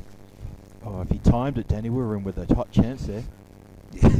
It could have been the Corey Rutgers show all over again, with one of us dumping the headphones and going for the catch, or not dumping the headphones and going for the catch. We have to protect the equipment because I could imagine the ball hitting the monitors or hitting Venky. I know he'll be diving in front of the of his gear. Well, no, I'd be more worried about Venky that he might grab me and use me as a human shield when the ball comes here. Just throw you over the table. Just throw me over that table. I can hear Shobit away to my left laughing when I say that. He's the one I'm grabbing for protection when that ball comes at us. He's easier to throw. Oh, there are places we could take this conversation, but instead, why don't we just have a look and see what's going out there in the middle? It's been good bowling here from Cope so far. Yeah, he's done well. Has picked up a wicket. And this one's, well, just as you big him up, rank full toss has been absolutely hammered into the car park. And, well, 4 runs, but that's a long chase out there. Jeez. Like a misbehaving 4-year-old that's been spanked all the way to the boundary. Lovely shot. Austria really showing intent. What are you saying, Phil? Actually, in this country, people do spank children still, which is a little bit odd and horrific if you're an American tourist, because they'll start, don't spank your child. Anyway, that's a long story about the Czech Republic that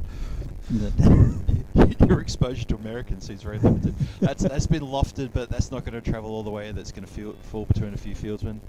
They've scuttled through for a very well run too, and well backed up on the throw. Yeah, they're very good in the field. Are Luxembourg? They'll back each other up. They're just very well disciplined and well drilled. Yeah, they're very good. Austria, they're off to a pretty good fly here, I have to say. They're well and truly on target. These 2 batsmen are looking pretty solid. They've had that scare from William Cope in the first over, getting rid of a very, very dangerous Hassan Mirza, who got a few runs last year, if I remember correctly. And when I say a few, he belted a very quick 50 in one match. Might have even been against Czech.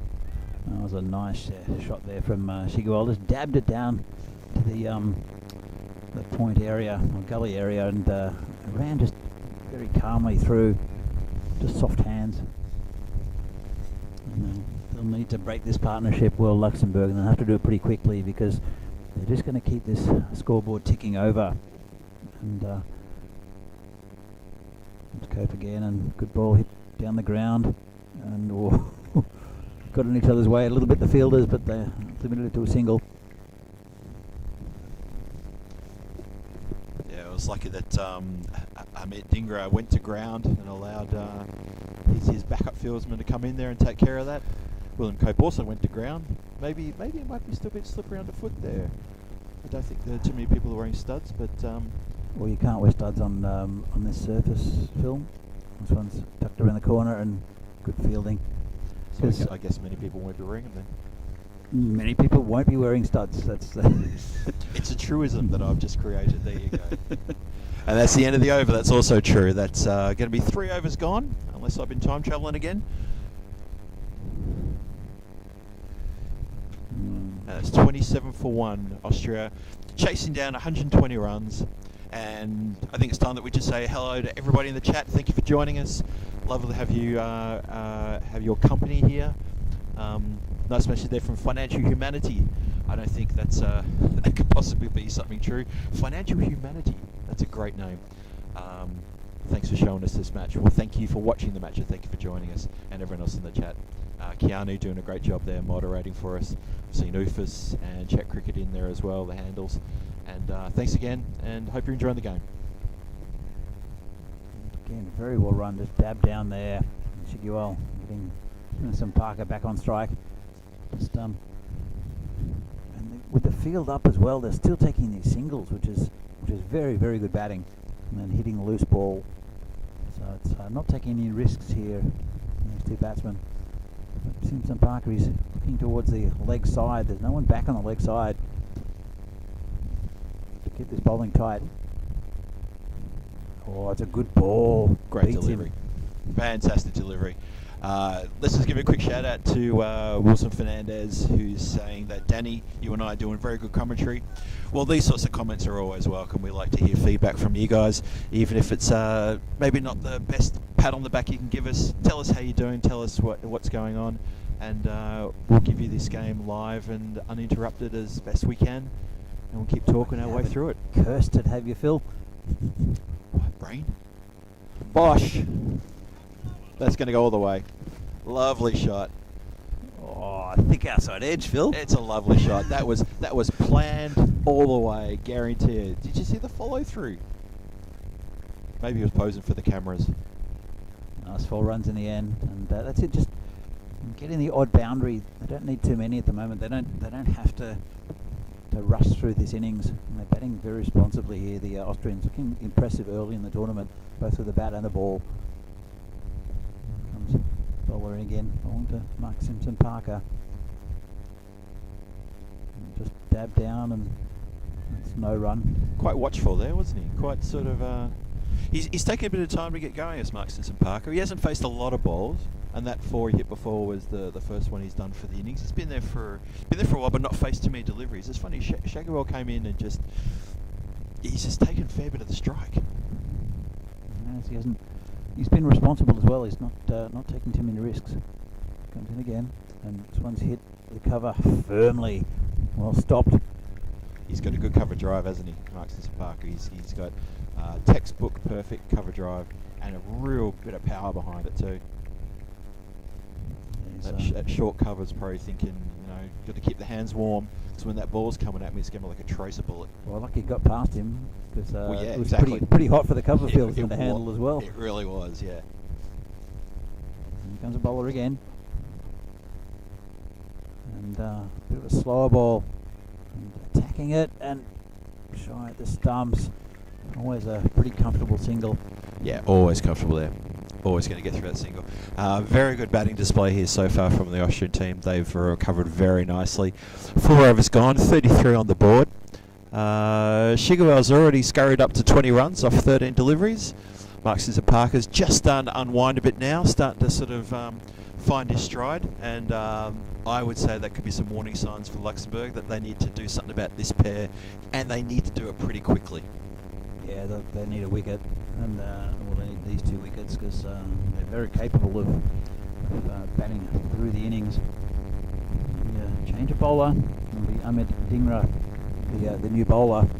Surprised that Vikram hasn't had a go yet. He's their main wicket taker last year in the tournament. I think he was the main wicket taker in the tournament last year, wasn't he, Phil? He was. I think he walked away with the MVP bowler.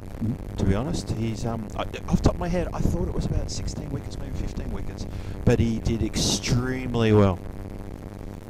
So let's see how Dhingra goes. Umpire having a good look at it, and fair delivery. A few oohs and ahs there. Maybe people feel he got away with that, but umpire's best position to call it, as always. And that's all we can say on that matter. That's all anyone should say on that matter, to be honest. Boys in black doing a very good job today. As always.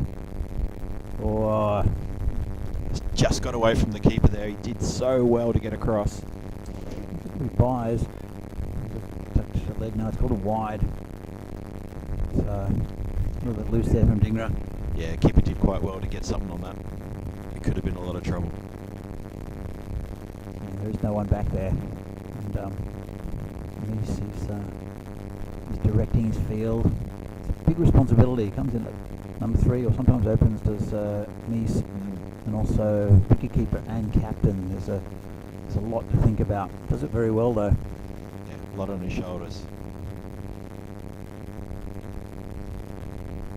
Oh, it's not a bad ball, and probably a bit high, I think. Well, the leg by. Yeah, fair shout. Another thing, I think the standard of umpiring in Europe in general is really increased. There's a lot of pride in the umpiring around Europe, especially with these internationals. Some good quality umpires, but even at domestic level, we see it's improved a lot.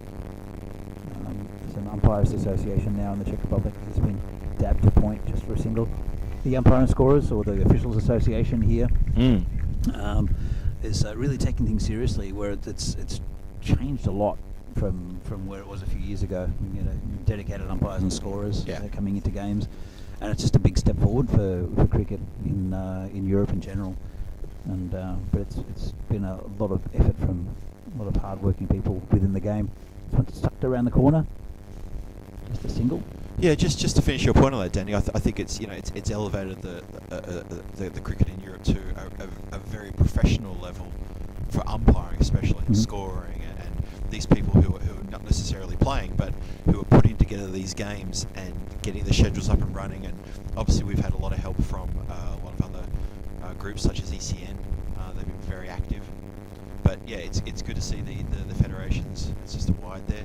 The federation's working very hard to get a lot of games up for the players, and the players are responding. The quality of the cricket's getting better and better. Yeah, and I think that's reflected in world rankings. Yeah, look, absolutely, and that's the thing. It's still very much in its infancy. Is there's a lot of cricket within. There's another wide there, bit of discipline from the bowler.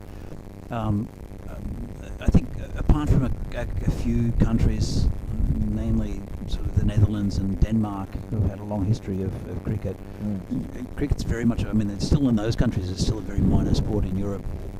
But yeah, thanks to the effort of both the ICC Europe over the last few years, this has been absolutely hammered for four. Just too short and not a good over here from the bowler, not at all. So Ahmed Dingre's just not getting his line right, not getting his length right. Yeah, and sadly, the pressure's been released even more on the Austrian batsman, and that was a lovely shot by Mark Parker. He managed to pick out Dan Casey, who's not fielding over there behind the boundary, but it's a good response. Very good response. Bent the back a bit, and as we've always said, if the bowler's prepared to bend his back, he'll get a bit of lift, and he'll get a bit of reward there as well. And that was a good comeback delivery. So Austria go along very nicely. Luxembourg might be feeling that they need a wicket, maybe 2 wickets pretty quick. 5 overs gone, 44 on the board, 1 wicket down. Mark Parker and Razmar Shigual setting the scene for the Austrian team, doing quite well. Luxembourg going to need a wicket pretty soon. 1 more over with the power play. It's still there for them to make an inroads here. It's still an open game, but at the moment Austria are looking pretty solid. Yeah, very good start. Luxembourg need wickets, and they need these 2. That's the very big batsman for Austria, and they're batting within themselves a little bit, just picking out loose balls. Someone's hit down the ground, just be a single.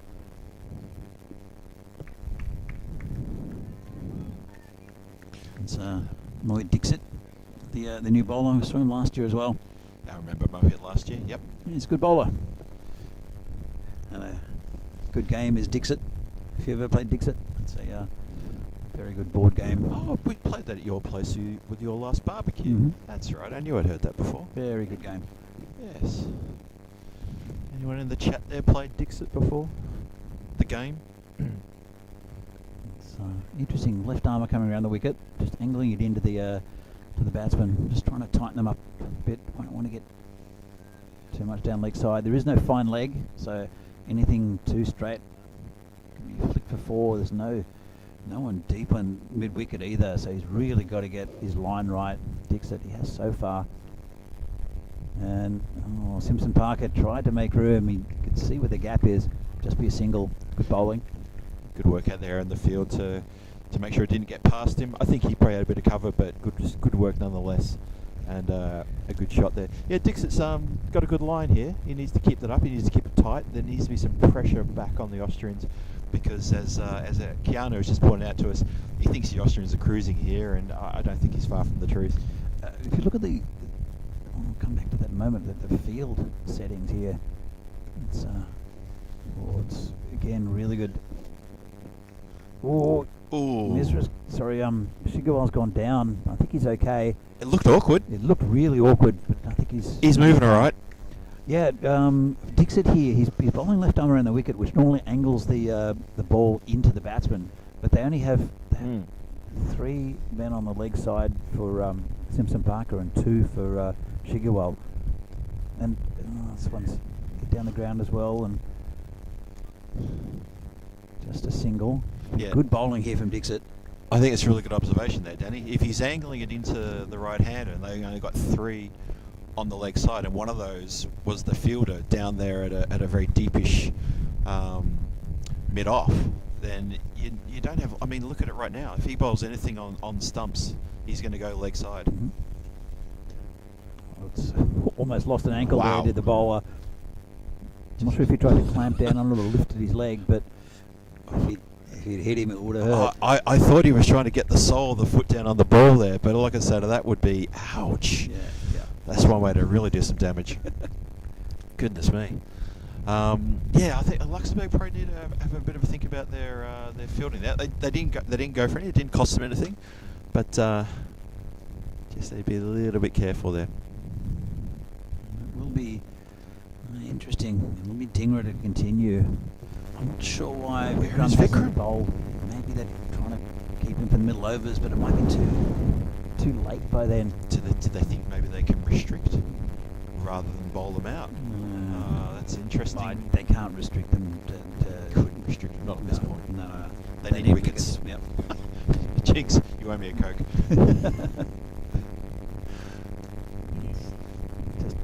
Chance for a run out. Oh, that was close. If he'd hit, I think he would have been gone. Do you reckon he could have had him in trouble? Went straight to that man, hit quite firmly, picked it up and threw it in. Just a single in the end. Just in case you missed it, that was the 6 overs bowled, 49 for 1 on the board. With that extra single, takes it to 50 for 1. A bit of a nothing there from Marcus Parker. Not usually used to seeing him playing a very relaxed lifting of the bat like that. It was a nothing. If he connected, I'm not sure what would have happened. He's pretty upset with himself as well. He should be. That should have been 4 runs. I'm a commentator. I'm upset with him. No, we're not going to get personal like that. He's a top bloke. Top bloke. Oh, clipped beautifully. Good work on the boundary to get behind that. Very good work. Yeah, it was Ankush Nanda out there. Did have a bit of a slip, got his body right behind it. It did was get hit right behind very it. firmly. Very good shot.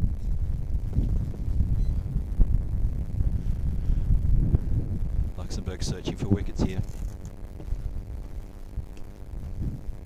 That's just clipped away on the onside. Or they're going to scamper through for 2. It's like they were foxing him, looking for just a single. No, there was 2. That was very well run. Yeah, it was well run. He didn't quite time it, and the man had to come in about 20 metres from the boundary. Because he is on the boundary, and he didn't hit it that hard to him, so that was a very smart bit of running. Very clever there. When you've got to come off that boundary, it is a long way in to try to stop 1 becoming 2. Oh, he's giving that the beans. And he'll get the points. That's 4. Lovely shot. Crisp off the toes, smack through. What have you seen, Danny? But Dylan came out of the spectators' pavilion to try to stop it. Tried to use his feet and then fell over backwards. So, yeah. For those who aren't at the ground wondering where our pavilion is, our pavilion is pretty much cow corner where Dylan's staying. The opening batsman for the Czech national team is watching, and he's almost gone A over T to recover that ball. we did go A over T. That's poor gone straight fielding. through him. That's cost him a run. Well, at least it cost them a boundary. And, Yeah, that was a nook. Took a long time to get down there. And by the time he'd gotten down to the ball, it had gone past him. He'd pretty much Sydney Harbour bridged it. well, they're pretty much halfway there. Austria still got 13 overs to go, so unless they take these wickets and then get into the underbelly of the Austrian batting, it's looking pretty ominous. It is, as they say, it is Bon Jovi time. It's pretty much halfway there. pretty much. Well, not quite halfway there. I mean, a couple of runs shy. So I'll stick to pretty much. So it's not quite Bon Jovi time. It's not quite Bon Jovi time. In 2 more runs, it's Bon Jovi time. Yeah. Are you with me on that, chat? You know what I'm talking about? This will test out the chat. Come on, guys. Why is it Bon Jovi time? Everyone's at their keyboards typing. Shut up, Phil. Shut up. Not Guarantee. those 80s references that no one gets but us. Oh, there's a big call on the tube there from Vishnu Singh. Says 2 wickets in the next over. We'll see. We'll see. It's a good ball. That's well bowled. Dix has been really good, but for me, they have to bring Vikram on, unless he's not bowling for some reason. But he is their best bowler, I think. Luxembourg. Yeah, it was last year at least. We'll see after the game. We'll have to go on a chat to their coach, Madhu, and see what's what there. Sit down the ground and just a single. He's to a strike. Look for 2. Well, that's poor fielding. Oh, what is that? Just as we've been picking up their fielding, Luxembourg had this when they are. There's been a couple of fumbles in the field, and it's cost them a couple of runs. Can't afford that. It's cost a couple of runs, but you know what that means now, though, don't you? It is indeed Bon Jovi time. It is Bon Jovi time now. It is Bon Jovi time. Well, Luxembourg living on a prayer here. Poor old, we've got Shobit next to me, opening batsman, and wicketkeeper for Vinor, local team here. Tapped me on the shoulder, asked me, what on earth am I talking about? Someone's had to take him aside and tell him. I hate Bon Jovi, but I hate his music more. Thanks, Chris Backer. Chris Backer! Thank you, Chris. And you're not the only one there, mate. You are not the Lone Ranger. Dixon it again. Play delicately down there to our good buddy Willem Cope. Luxembourg they are good in the field, but I kind of get the feeling their shoulders are slumped a little bit. They're probably feeling it. They probably know exactly where this game is heading, and where's the next wicket going to come from. This partnership now is looking absolutely ominous. Oh, that's short rubbish. Tucked around the corner. Vikram, we said that he can't get it wrong. That's the first one he's actually put down anywhere near the legs of either of these batsmen, and he's just tucked around the corner for 4. Just too easy. Shot. It was Very much too easy. Just too simple. You almost see him telegraph how that shot was going to be played. As soon as it left the bowler's hand, he knew exactly what he was going to do, and a very well deserved easy 4.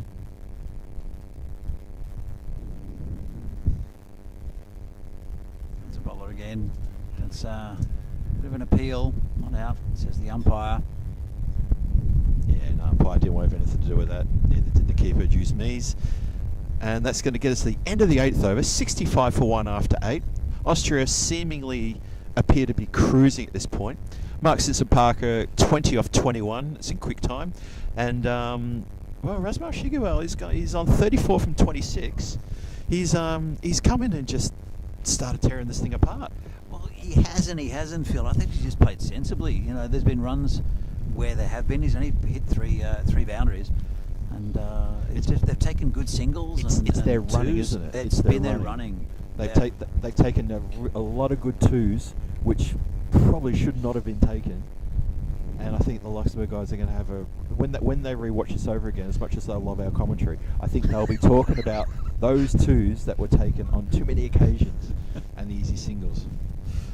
Oh, come on, Danny, you know how good we are. So did the chat.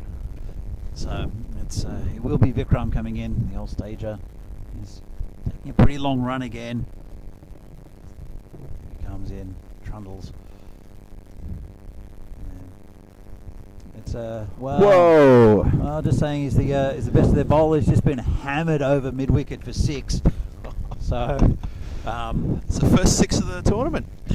Yeah, their best bowler, their top wicket taker last year, and just got absolutely smashed.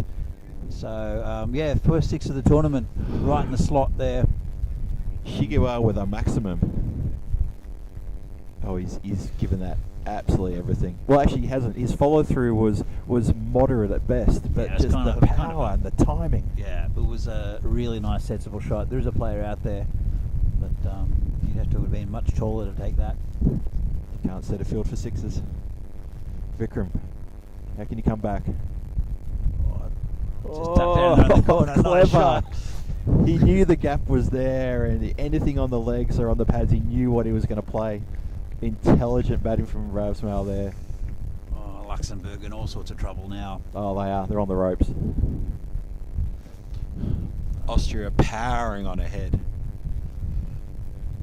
Yes, I think Austria want to get back to the hotel. Maybe do a bit of sightseeing this afternoon. Lovely city of Prague. Yeah, maybe they got a lunch booking somewhere. It's a slower one. Yeah, wasn't that well disguised, but probably a good idea to put in the slower one though. Yeah, he's got the line right as well.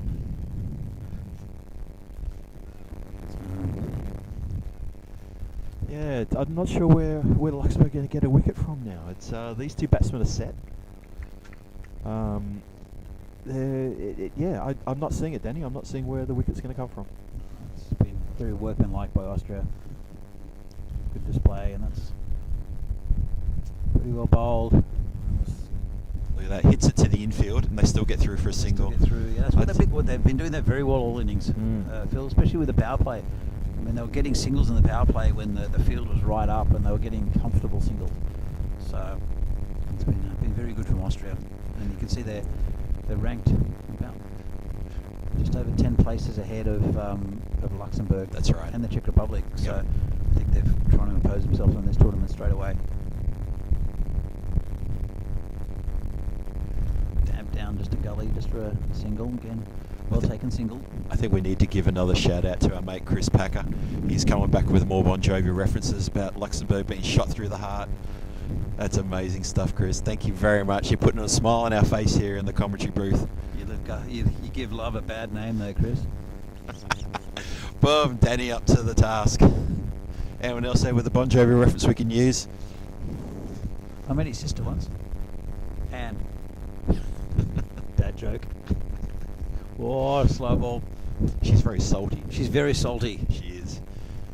Good on a pizza, though. She's great on a pizza, yeah. Oh, and Jovi, if you're watching, how was that possible? That'll be the end of the over. 9 overs gone, 78 for 1 on the board. Austria still looking pretty much in the box seat. Luxembourg, with their skipper Eustace there, marching around, looking for that next wicket. Where's it going to come from? How does he remove one of these guys and then carry on and remove even more? Because he's got a bit of work to do. Well, I think for Luxembourg now, I think it's about getting it a little bit of a foothold in the game, just so they can look forward to the next game, because they're playing the Czechs after this one. It's not going to be much easier. Czechs on home ground. Luxembourg they'll fancy themselves against the Czechs, but quite a few new players in the Czech team that have really strengthened that side. Yeah, true. And just as we're talking, the sun's starting to peek through the clouds. That's wonderful to see. It's getting a little bit brighter here. It's still pretty chilly though. That wind that comes across here in Vinor is rather cold. But good to see the sun out.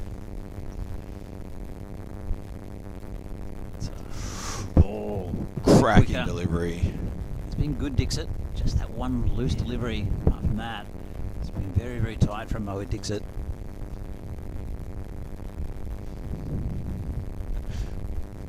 And, Simpson Parker is looking pretty good. Again, not taking any risks.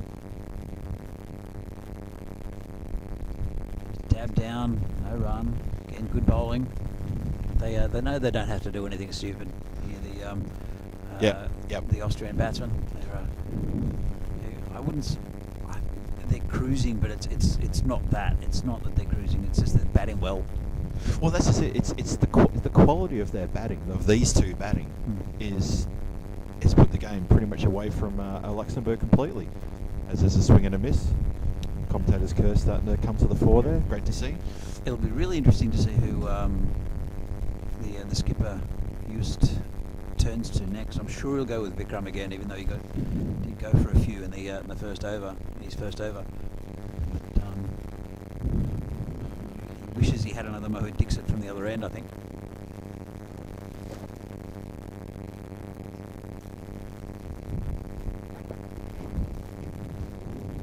And, you're right, Phil. Sun coming out. Nice bit of warmth on the back. Very nice. Comes in again.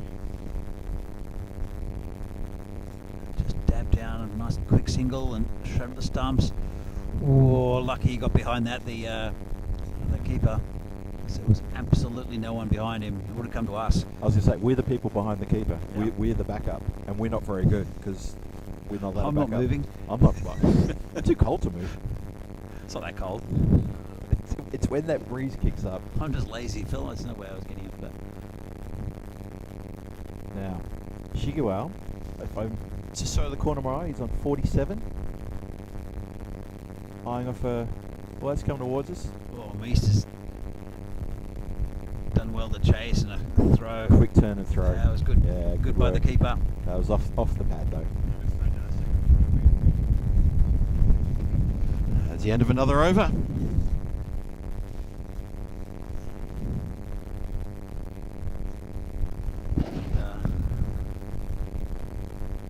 Well, not many to go there for Austria, as mentioned.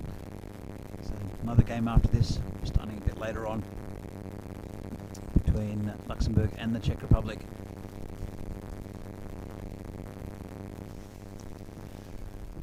Yeah, 10 overs gone.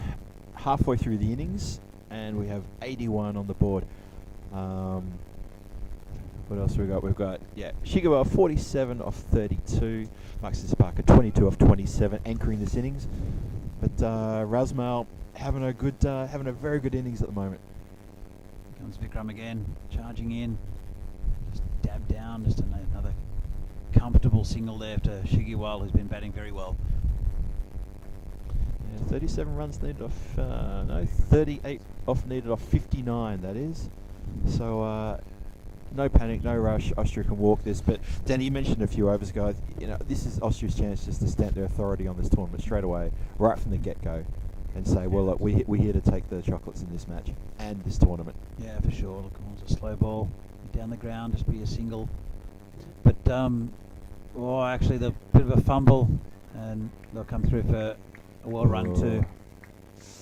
Yeah, that was a bit unfortunate about the fumble there, because a good throw could have had the batsman in trouble on that second, but yeah, unfortunately, Ankush Nanda just down here in front of us slipped it, and the throw wasn't as forceful as it could have been.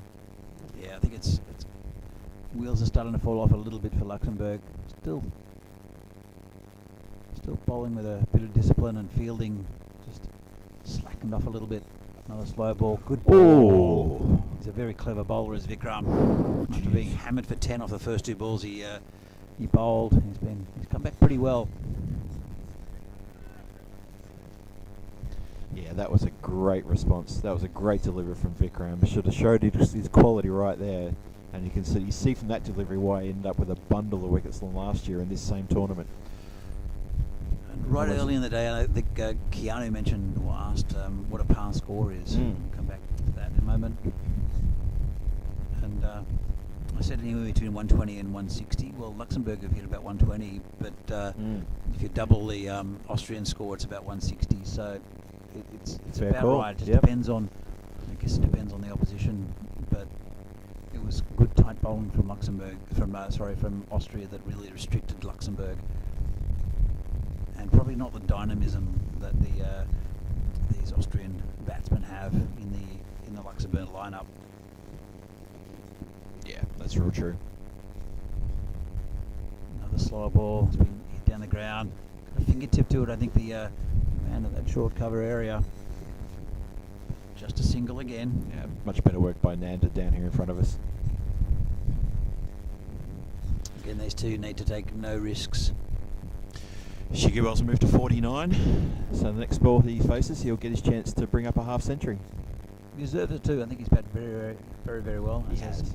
Maxis Parker, been pretty much chanceless. Whoa, almost chanceless. That was just over that cover fielder.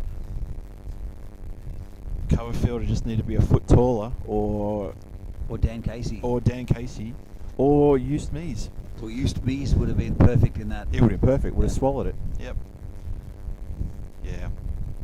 Shobbett's tapping me on the shoulder. He wants me to make another short person joke. I'm not going to be drawn into that. I'm not going to. Yeah, talk about Dan Casey, Dan Zilla. It's a very tall man who's done a lot of the heavy lifting here in this tournament. He has. He has. Is he tournament director, Phil? I think. He is the tournament director. Yes, he is. He picked up where Terry left off. Terry O'Connor, the previous CEO of Czech Cricket, who did a lot of preliminary work and got a lot of things in line. Got a team together of people who were dedicated to put on this tournament. Did a fantastic job, Terry. Hats off to you, mate, for the work you did. And Dan's picked up where you left off. Oh, that could be close. Good shout. With the angle, maybe down leg side, it's difficult when you're bowling around the wicket. Completely unmoved. It's very full though. So yeah, it's Dan. Where's Dan? I've lost him. Look for the tallest man you can possibly ever see. There he is. Yep, there he is. Over there to the right. He's peeking out from behind a tent. Over the tent. Over the tent.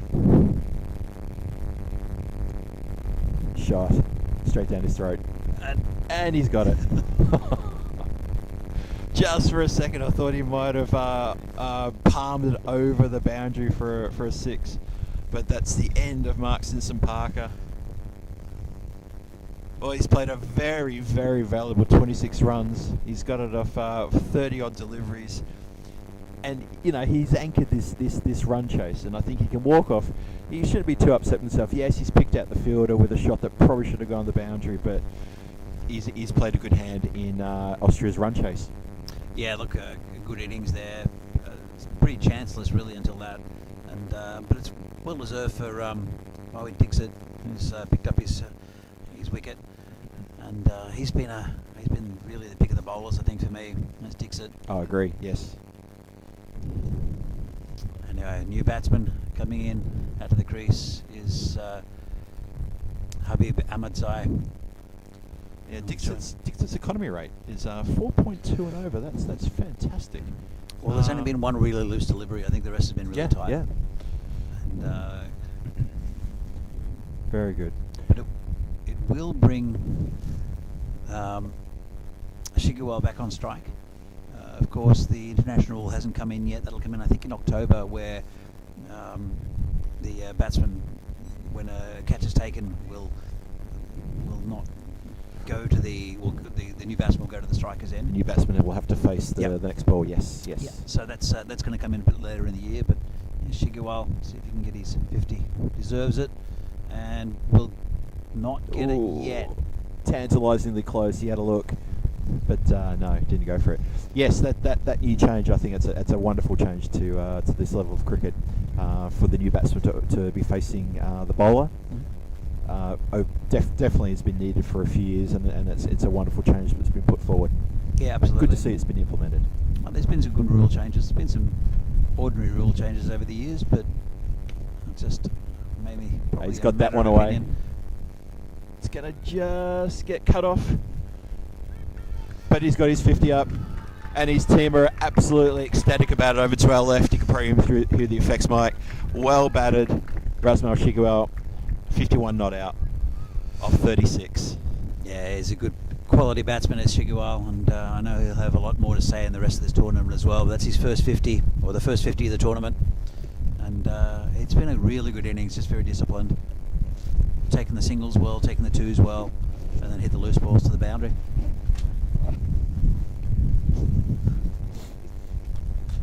Not sure if the sound of the wind's coming through the mics, but the wind's picked up just a little bit around us. Terry. We're all thinking of you, Terry. We're all thinking of people, hands around the tent holding it down. It's alright, the ground staff here are onto it. It's all good. 31 needed from 49.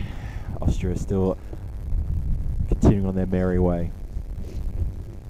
Oh, it's just clipped away again, just down the ground. Just be a single this time. It's a little bit uppish. I think the short mid wicket thought he was in with a shot there, but well wide of him, never a chance.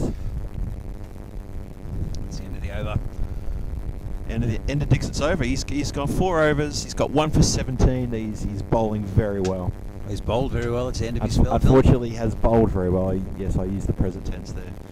Yes, English isn't my first language. Australian is your first language. Australian's the first language, mate. Australian, mate. Just another little quick shout out to our mate Chris Packer, still entertaining the chat there with some lovely anecdotes. That one there about short people, last to fill their own, first to drown. Quality, absolute quality from the chat. As a short person, I do appreciate that myself.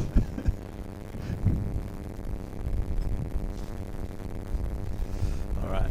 So 90 for 2 after 12. change of bowler. So squeezed out to gully, just no run there. Well backed up. And it is Ankush Nanda will be bowling again. They'll have to keep it very tight, but I can't see Luxembourg getting out of this hole. Just No, you can only see one result here, and that is Austria taking the win. Next one. It's a chance. He's in. Oh! He's made good ground. that's unlucky there. It's Tim Barker out there is a I thought it was very one of the good Barker fieldsman. boys. Oh, that's so And they were unfortunate. Very unhappy with himself. Didn't deserve a wicket. That was a rank full toss. I mean, smashed half the way to Poland, but Just didn't get the elevation, did he? didn't get the elevation, didn't time it well, and you can see Tim Barker out there not having the best day. Went for an early one, Yes, he did, didn't he? and then dropping that catch. It's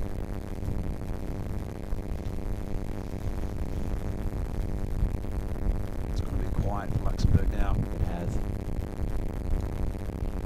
Just pushed single again.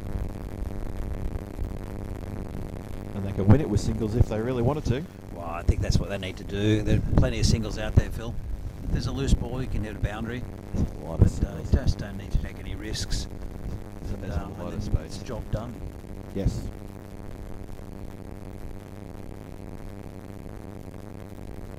Another full toss. It's been spanked away out towards the car park. And that is 4 runs. Just 2 full there from the bowler. Another full toss. It's found it hard to find the pitch. I mean, it's that big green thing in front of him. Surely he can see it, but if you're going to bowl him like that, the car park is going to get full of these leather potatoes. And, you know, we've got other people coming later for the Czech game. So we need to keep that car park clear. Yeah, all over that. Vacant space. There's no one on the boundary there. It was literally a no-risk shot unless he mistimed it and skewed it in the air. But as soon as he connected, you knew where that was going. Lovely hit. It's a bowler again. This one's just short of a length. Just a single out to Tim Barker out there. Rasmal's looking in dangerous form. Even with that shot, he shouldered up to give it a proper pull shot and then adjusted nicely just to keep it down. But he's really sending a bit of a signal out to the other bowling attack. The other bowling attacks for the Czech Republic and for the rest of the Lux team are saying, I'm here. Going to get some runs here. Just been cut down to third man for a single. Yeah, saying that just take a little bit of time to get used to this pitch. I don't think anyone's really hit the ball cleanly and hard yet, consistently. Just Yeah. you know, just the way this pitch reacts, it's just a little bit different to the pitches around Europe and different to the ones in Austria and Luxembourg. So it's good for both of these teams to get a run out on it early in the first game, so they can get used to the conditions, used to the parts of the field where it runs quicker as well. And the Czechs will have that little advantage, I guess, coming into the first game against Luxembourg, where they know the conditions and they play on this ground. Apart from the boys from Vinor, they play on it every week. Oh, that's true, yeah. I think to your point, we saw Girish in the first innings for Luxembourg. He picked up 20, 22, 23, I think he did. But he's just struggled with his timing, just struggled with the understanding how the ball bounces, how it pitches, how it comes onto the bat. He struggled with the ball that came into him. And we're seeing it a little bit different here from Rasmal, who appears to have gotten into it pretty quickly. Obviously he's not facing at the moment. Just pushed down to cover for no run. New bowler is Shivkaran Gill. We saw with the bat earlier, a little innings from him. It's been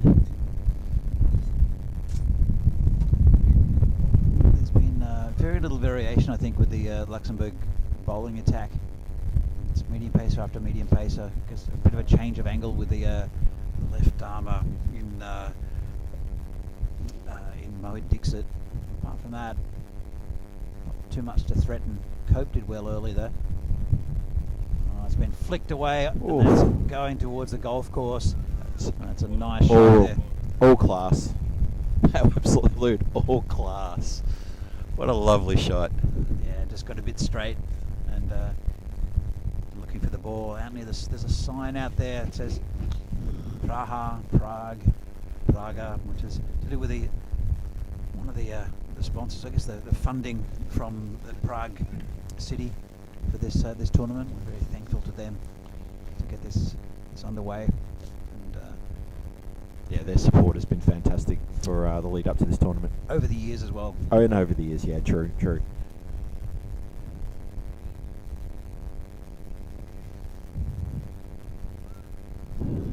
So a bit of the sting gone out of this game. Yeah, And, it's become academic now, hasn't it? very much so, but it's been a really good performance from Austria. Phil, what do you think of Austria so far? Oh, this has been dominant. Is not a word I use often. You can ask my wife if I said that. It's really not. But what they've done here today, Luxembourg, is that they've just come out right from the very first ball of the Luxembourg innings. They showed intent with it was Iqbal opened the bowling, and now with the batting, they've come out and they've shown intent right from the get-go to stamp authority, which they've done so. Yeah, agreed. Look, there were a couple of loose overs, but there were very few loose shots with the batting. And so that's the only criticism would be a couple of loose overs, I think, from Austria. Apart from that, just very, very good performance, and especially in the first game of the tournament. And, it's really just not given Luxembourg a sniff at all.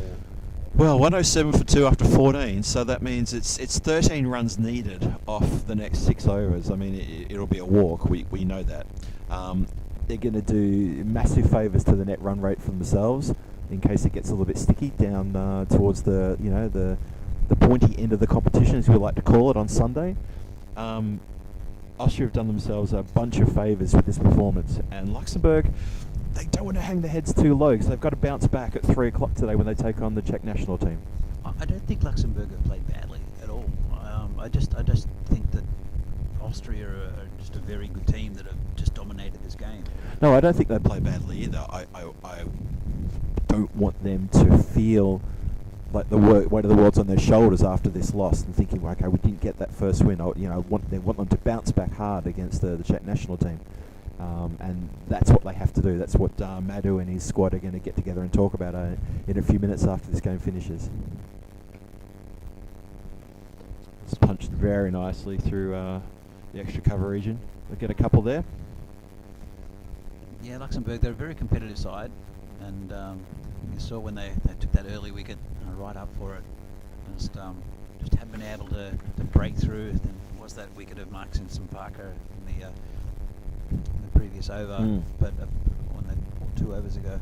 A couple overs ago, yeah. But really, it's just been a bit. There's no cutting edge, I think, for Luxembourg at the moment. But they are a good side. They're competitive, and they're well led by Just Mies. So, the bowler, by the way, is Giresh, who we saw with the bat early.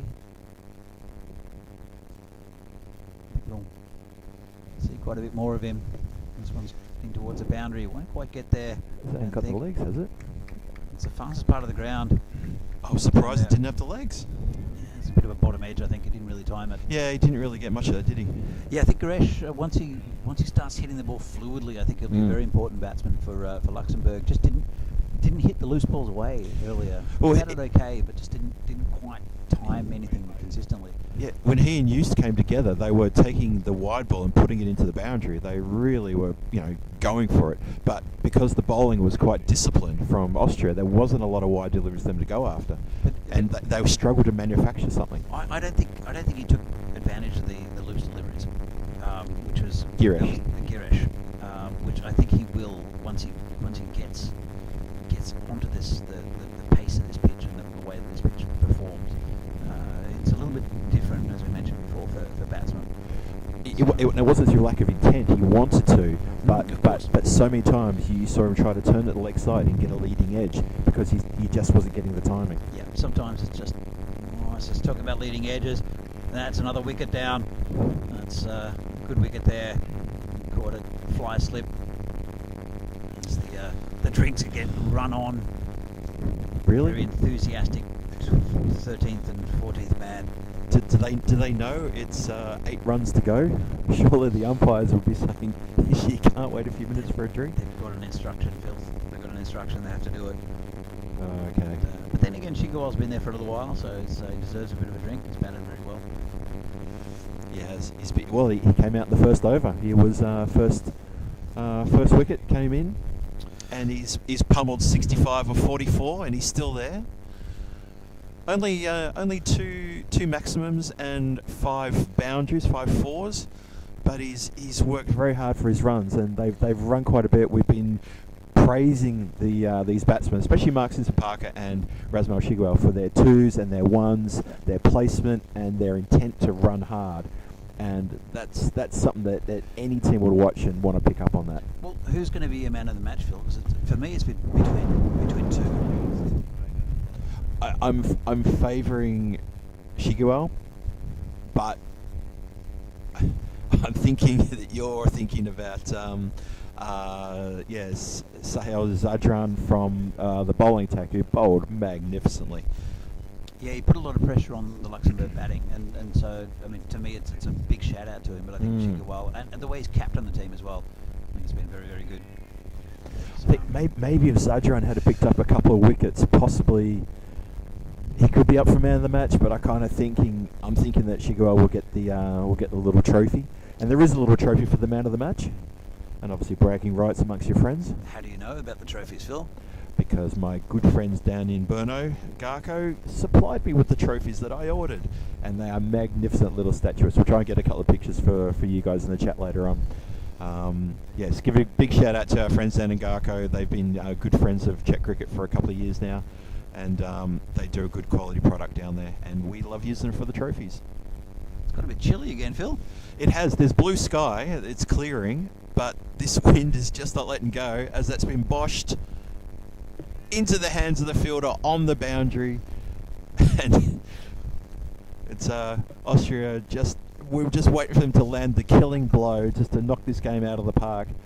And he's pointing with the bat saying, "I didn't know there was a guy over there. You didn't tell me there was a guy. I thought I told you there was someone there. Did you see that?" He actually pointed with his bat to the fielder and said, "Look, I should have told you there's someone there." So Miha Chima comes running in, the wicketkeeper, to hopefully finish this off for the Austrian team, or maybe lose his wicket and give another little bit of light to the Luxembourg team. Is there anything possible here? Is it possible? Is it likely? I guess anything's possible, really. I don't expect it. Oh, by the way, Srikola, that's Guresh's first international wicket. Congratulations. So congratulations. Oh, well to, done. Very well to done. Guresh. And it's Shiv's first international wicket as well. And Shigawal, well I'm batted. not sure. Srikola, what are you telling us?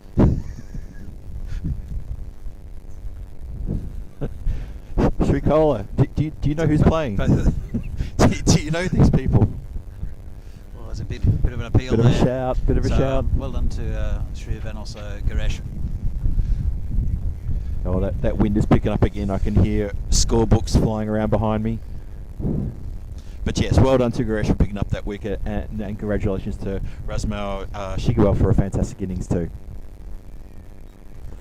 Brings a left-hander in. It's, Shahil Momin. So Still need 8 runs off 28 deliveries. this one's it's hit firmly. Bit of a fumble. Gets them through for a single. Well, there'll be overthrow as well. What was that? Where did he throw that, Phil? I think he threw that in the middle of the pitch.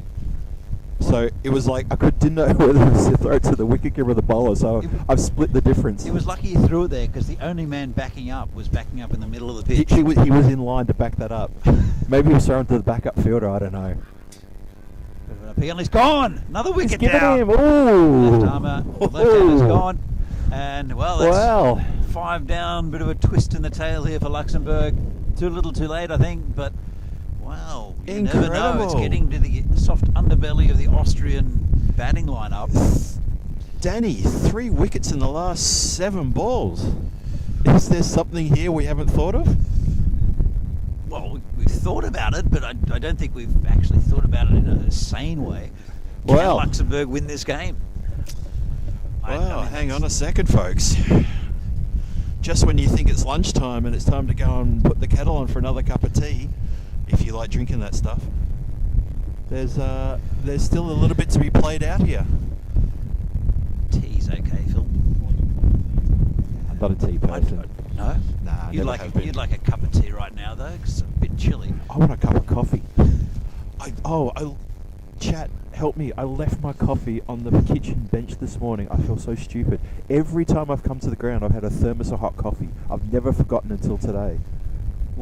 How is the chat going to help you? Because I want their sympathy. And also because my wife's drinking the coffee. She messaged me half an hour ago. She said that's going to be her coffee now. I'm not happy about that. I'm dying for a cup of coffee. Can't you drive it to the ground? If she knew how to drive. You don't have a car either. The only thing my wife knows how to drive is a hard bargain. That's how she got me. Kicked up a bit. Tucked away for one. Oh, a bit of hesitation. And that's... There's no one at the stumps. Not sure why they're running 3, but that's well run. Why was the bowler not at the stumps? He was standing 3 metres adrift just watching the ball. You know, I don't know what it is, if it's to do with international cricketers just walking back to their mark. Yeah. But there should be someone at the stumps, and to me it should be the bowler. Might cop one on the hand, but still, I mean, there should be someone behind the stumps. I don't know if it's a modern trend in cricket or what it is. But there should be someone behind the stumps, and logically it's the bowler instead of them just walking back to their mark. So, I mean, you know, okay, there's only a few runs to play with here, but if there's any chance to pinch another wicket That's not and there. to extend the game, but try that's to not do the it. point. That's not the point in general. I think there should be some. As a rule of your fielding and your discipline, yes, there should always be someone at the stumps. Always. Yeah, anyway. Totally agree. Yep. This one's tucked around the corner. But, it's just about going to be it, I think. That's going to level the scores, I reckon. Look for 3. No, that's put us on par. And Giro, she's coming around the wicket, but there's no one on the leg side. He's got to keep it off that area, and that was too easy. Falling to their left-hander. There's only 2 men on the leg side. And now they're bringing the field in. Oh no, 3 men on the leg side. There's 1 hidden. And then Everyone in. I don't- Everyone in. Why not? You got to do it, right? Of course, it's Don't anyway. hang back. This will be pretty much the end of the game, I think. We'll see if they do it off this ball or one of the next. I reckon we'll get another wicket. You think? I think 1 more wicket. I don't know. I think he's just going to go over the top or punch it through and go for a quick single. Anyway, we'll see who wins this discussion. And it's just over the top. Danny's coming to us. It's yours. It's yours. It's not. Shove it. Misses Shove it. it. Shove it. You're the shortest guy on the ground. You couldn't reach it. It was longer the ground the whole way, He mate. made good ground to it though, Phil. Anyway, Oh, that's it. so that's the end of the game, and a good wicket there. Good win there for Austria. Lost 5 wickets along the way, but we're pretty comfortable in a victory Yeah. against a gallant Luxembourg team who didn't do much wrong. Yep. Just didn't quite have the cutting edge to get through this Austrian batting. So Yeah, for the most part, the game was pretty much in hand up until maybe, 2 overs ago. And then there was a couple of wickets, a bit of a falter there at the end. I think the Austrian camp will still be happy with that win. They'll probably look at themselves in that just that last couple of overs and say, well, what happened there? You know, we got a little too comfortable possibly. But undoubtedly, this is a very good win for Austria. A commanding batting performance, as I said, about 80%, 90% of that batting performance, fantastic. Luxembourg, yeah, they made a little bit of a dent just there at the end, but they'll feel that the game was probably taken away from them a good 10 overs ago, and their score was probably a bit light, 119. you know, you could always say, yeah, any team batting would always say, yeah, rather than have another 10 or 15 runs. But a good game to start us off in this tournament, and Austria take the points. Yeah, it was a good performance by Austria, very workmanlike, and as I said, didn't take too many risks. Bowled very, very well, especially Sahil Zadran, and in the first over from Akib Iqbal, really set them up and just restricted the Luxembourg batting in the middle overs after a good partnership by Mies and also Giresh. But well done to Austria, and Luxembourg, they'll try to eke out a victory against the Czech side, who we'll see next up. And the game starting, I think, at 3 o'clock. Starts at 3 o'clock. Yes. So, yes. But congratulations. There'll be a Man of the Match award, I think, coming up shortly. For we're assuming will be Razmal Shigual, who batted very, very well. Yeah, I think he did. I think he'll be the one to get the nod. The umpires are just conferring to our left here with the scorers, having a bit of a discussion, looking at the numbers. Let's see if they go with the batsman or the bowler. But yes, looking forward to the next match. Obviously, we're going to see the locals. The Czech national team take on Luxembourg at 3 o'clock, as Danny just pointed out. That's going to be a great game. The weather is clearing up a bit. The wind is still blowing. But yeah, we're looking forward to that one. Well, the Czechs will want a good start. Luxembourg, they'll want to come back from this loss. Yes. So I think it'll be a very tight game. Both good teams, yes, equally ranked. And then I think the head-to-head record is 3-2 to the Czechs. In Luxembourg, it was 1-1. In the Czech Republic last year in the same tournament, it was 1-1, and then the Czechs won in Romania. That was 3 years ago. Team's looking a little bit different now. Oh, very different, aren't they? Yeah. So I think you have to look at the current form. The Czechs did quite well in Malta. Ended up not getting into the final there, but looking pretty good. And they've just come off the T20 domestic series, which was won by Vinor, and 3 Vinor representatives in this squad. Also, the ECN was here a few weeks ago. So I think that they'll be right up for this. The Czech team. There are some good inclusions. We'll talk about that a little bit later when we get the final team sheet. But some interesting inclusions, good inclusions in the Czech national side who you might have seen on ECN. And for Luxembourg, they'll as I said, they'll like to come back with a win. They're a good side. They're very, very competitive in every game they play. But just not quite have the firepower, I think, against Austria, who are a team ranked about 10 or 12 spots ahead of them in the world rankings. Yeah, I think that's a really good summary right there. I'm just looking over at the Luxembourg boys, just in their little huddle, having a bit of a debrief, as are the Austrian boys on the other side, just having a little chat, little debrief about the game with their coaches. Austria will be very happy to get that win on the board, and as you say, Luxembourg, they'll feel a little bit smarted by that, but they'll bounce back, and there's going to be a cracking game up next. At 3 o'clock there's a starting time. Danny and I will be on the air just before then, have a little talk about the teams, have a bit of a preview with yourselves on the chat, so please make sure you do join us. We haven't had the nod yet about the man of the match for this game, but obviously when we find out, we'll get it onto the chat pretty quickly.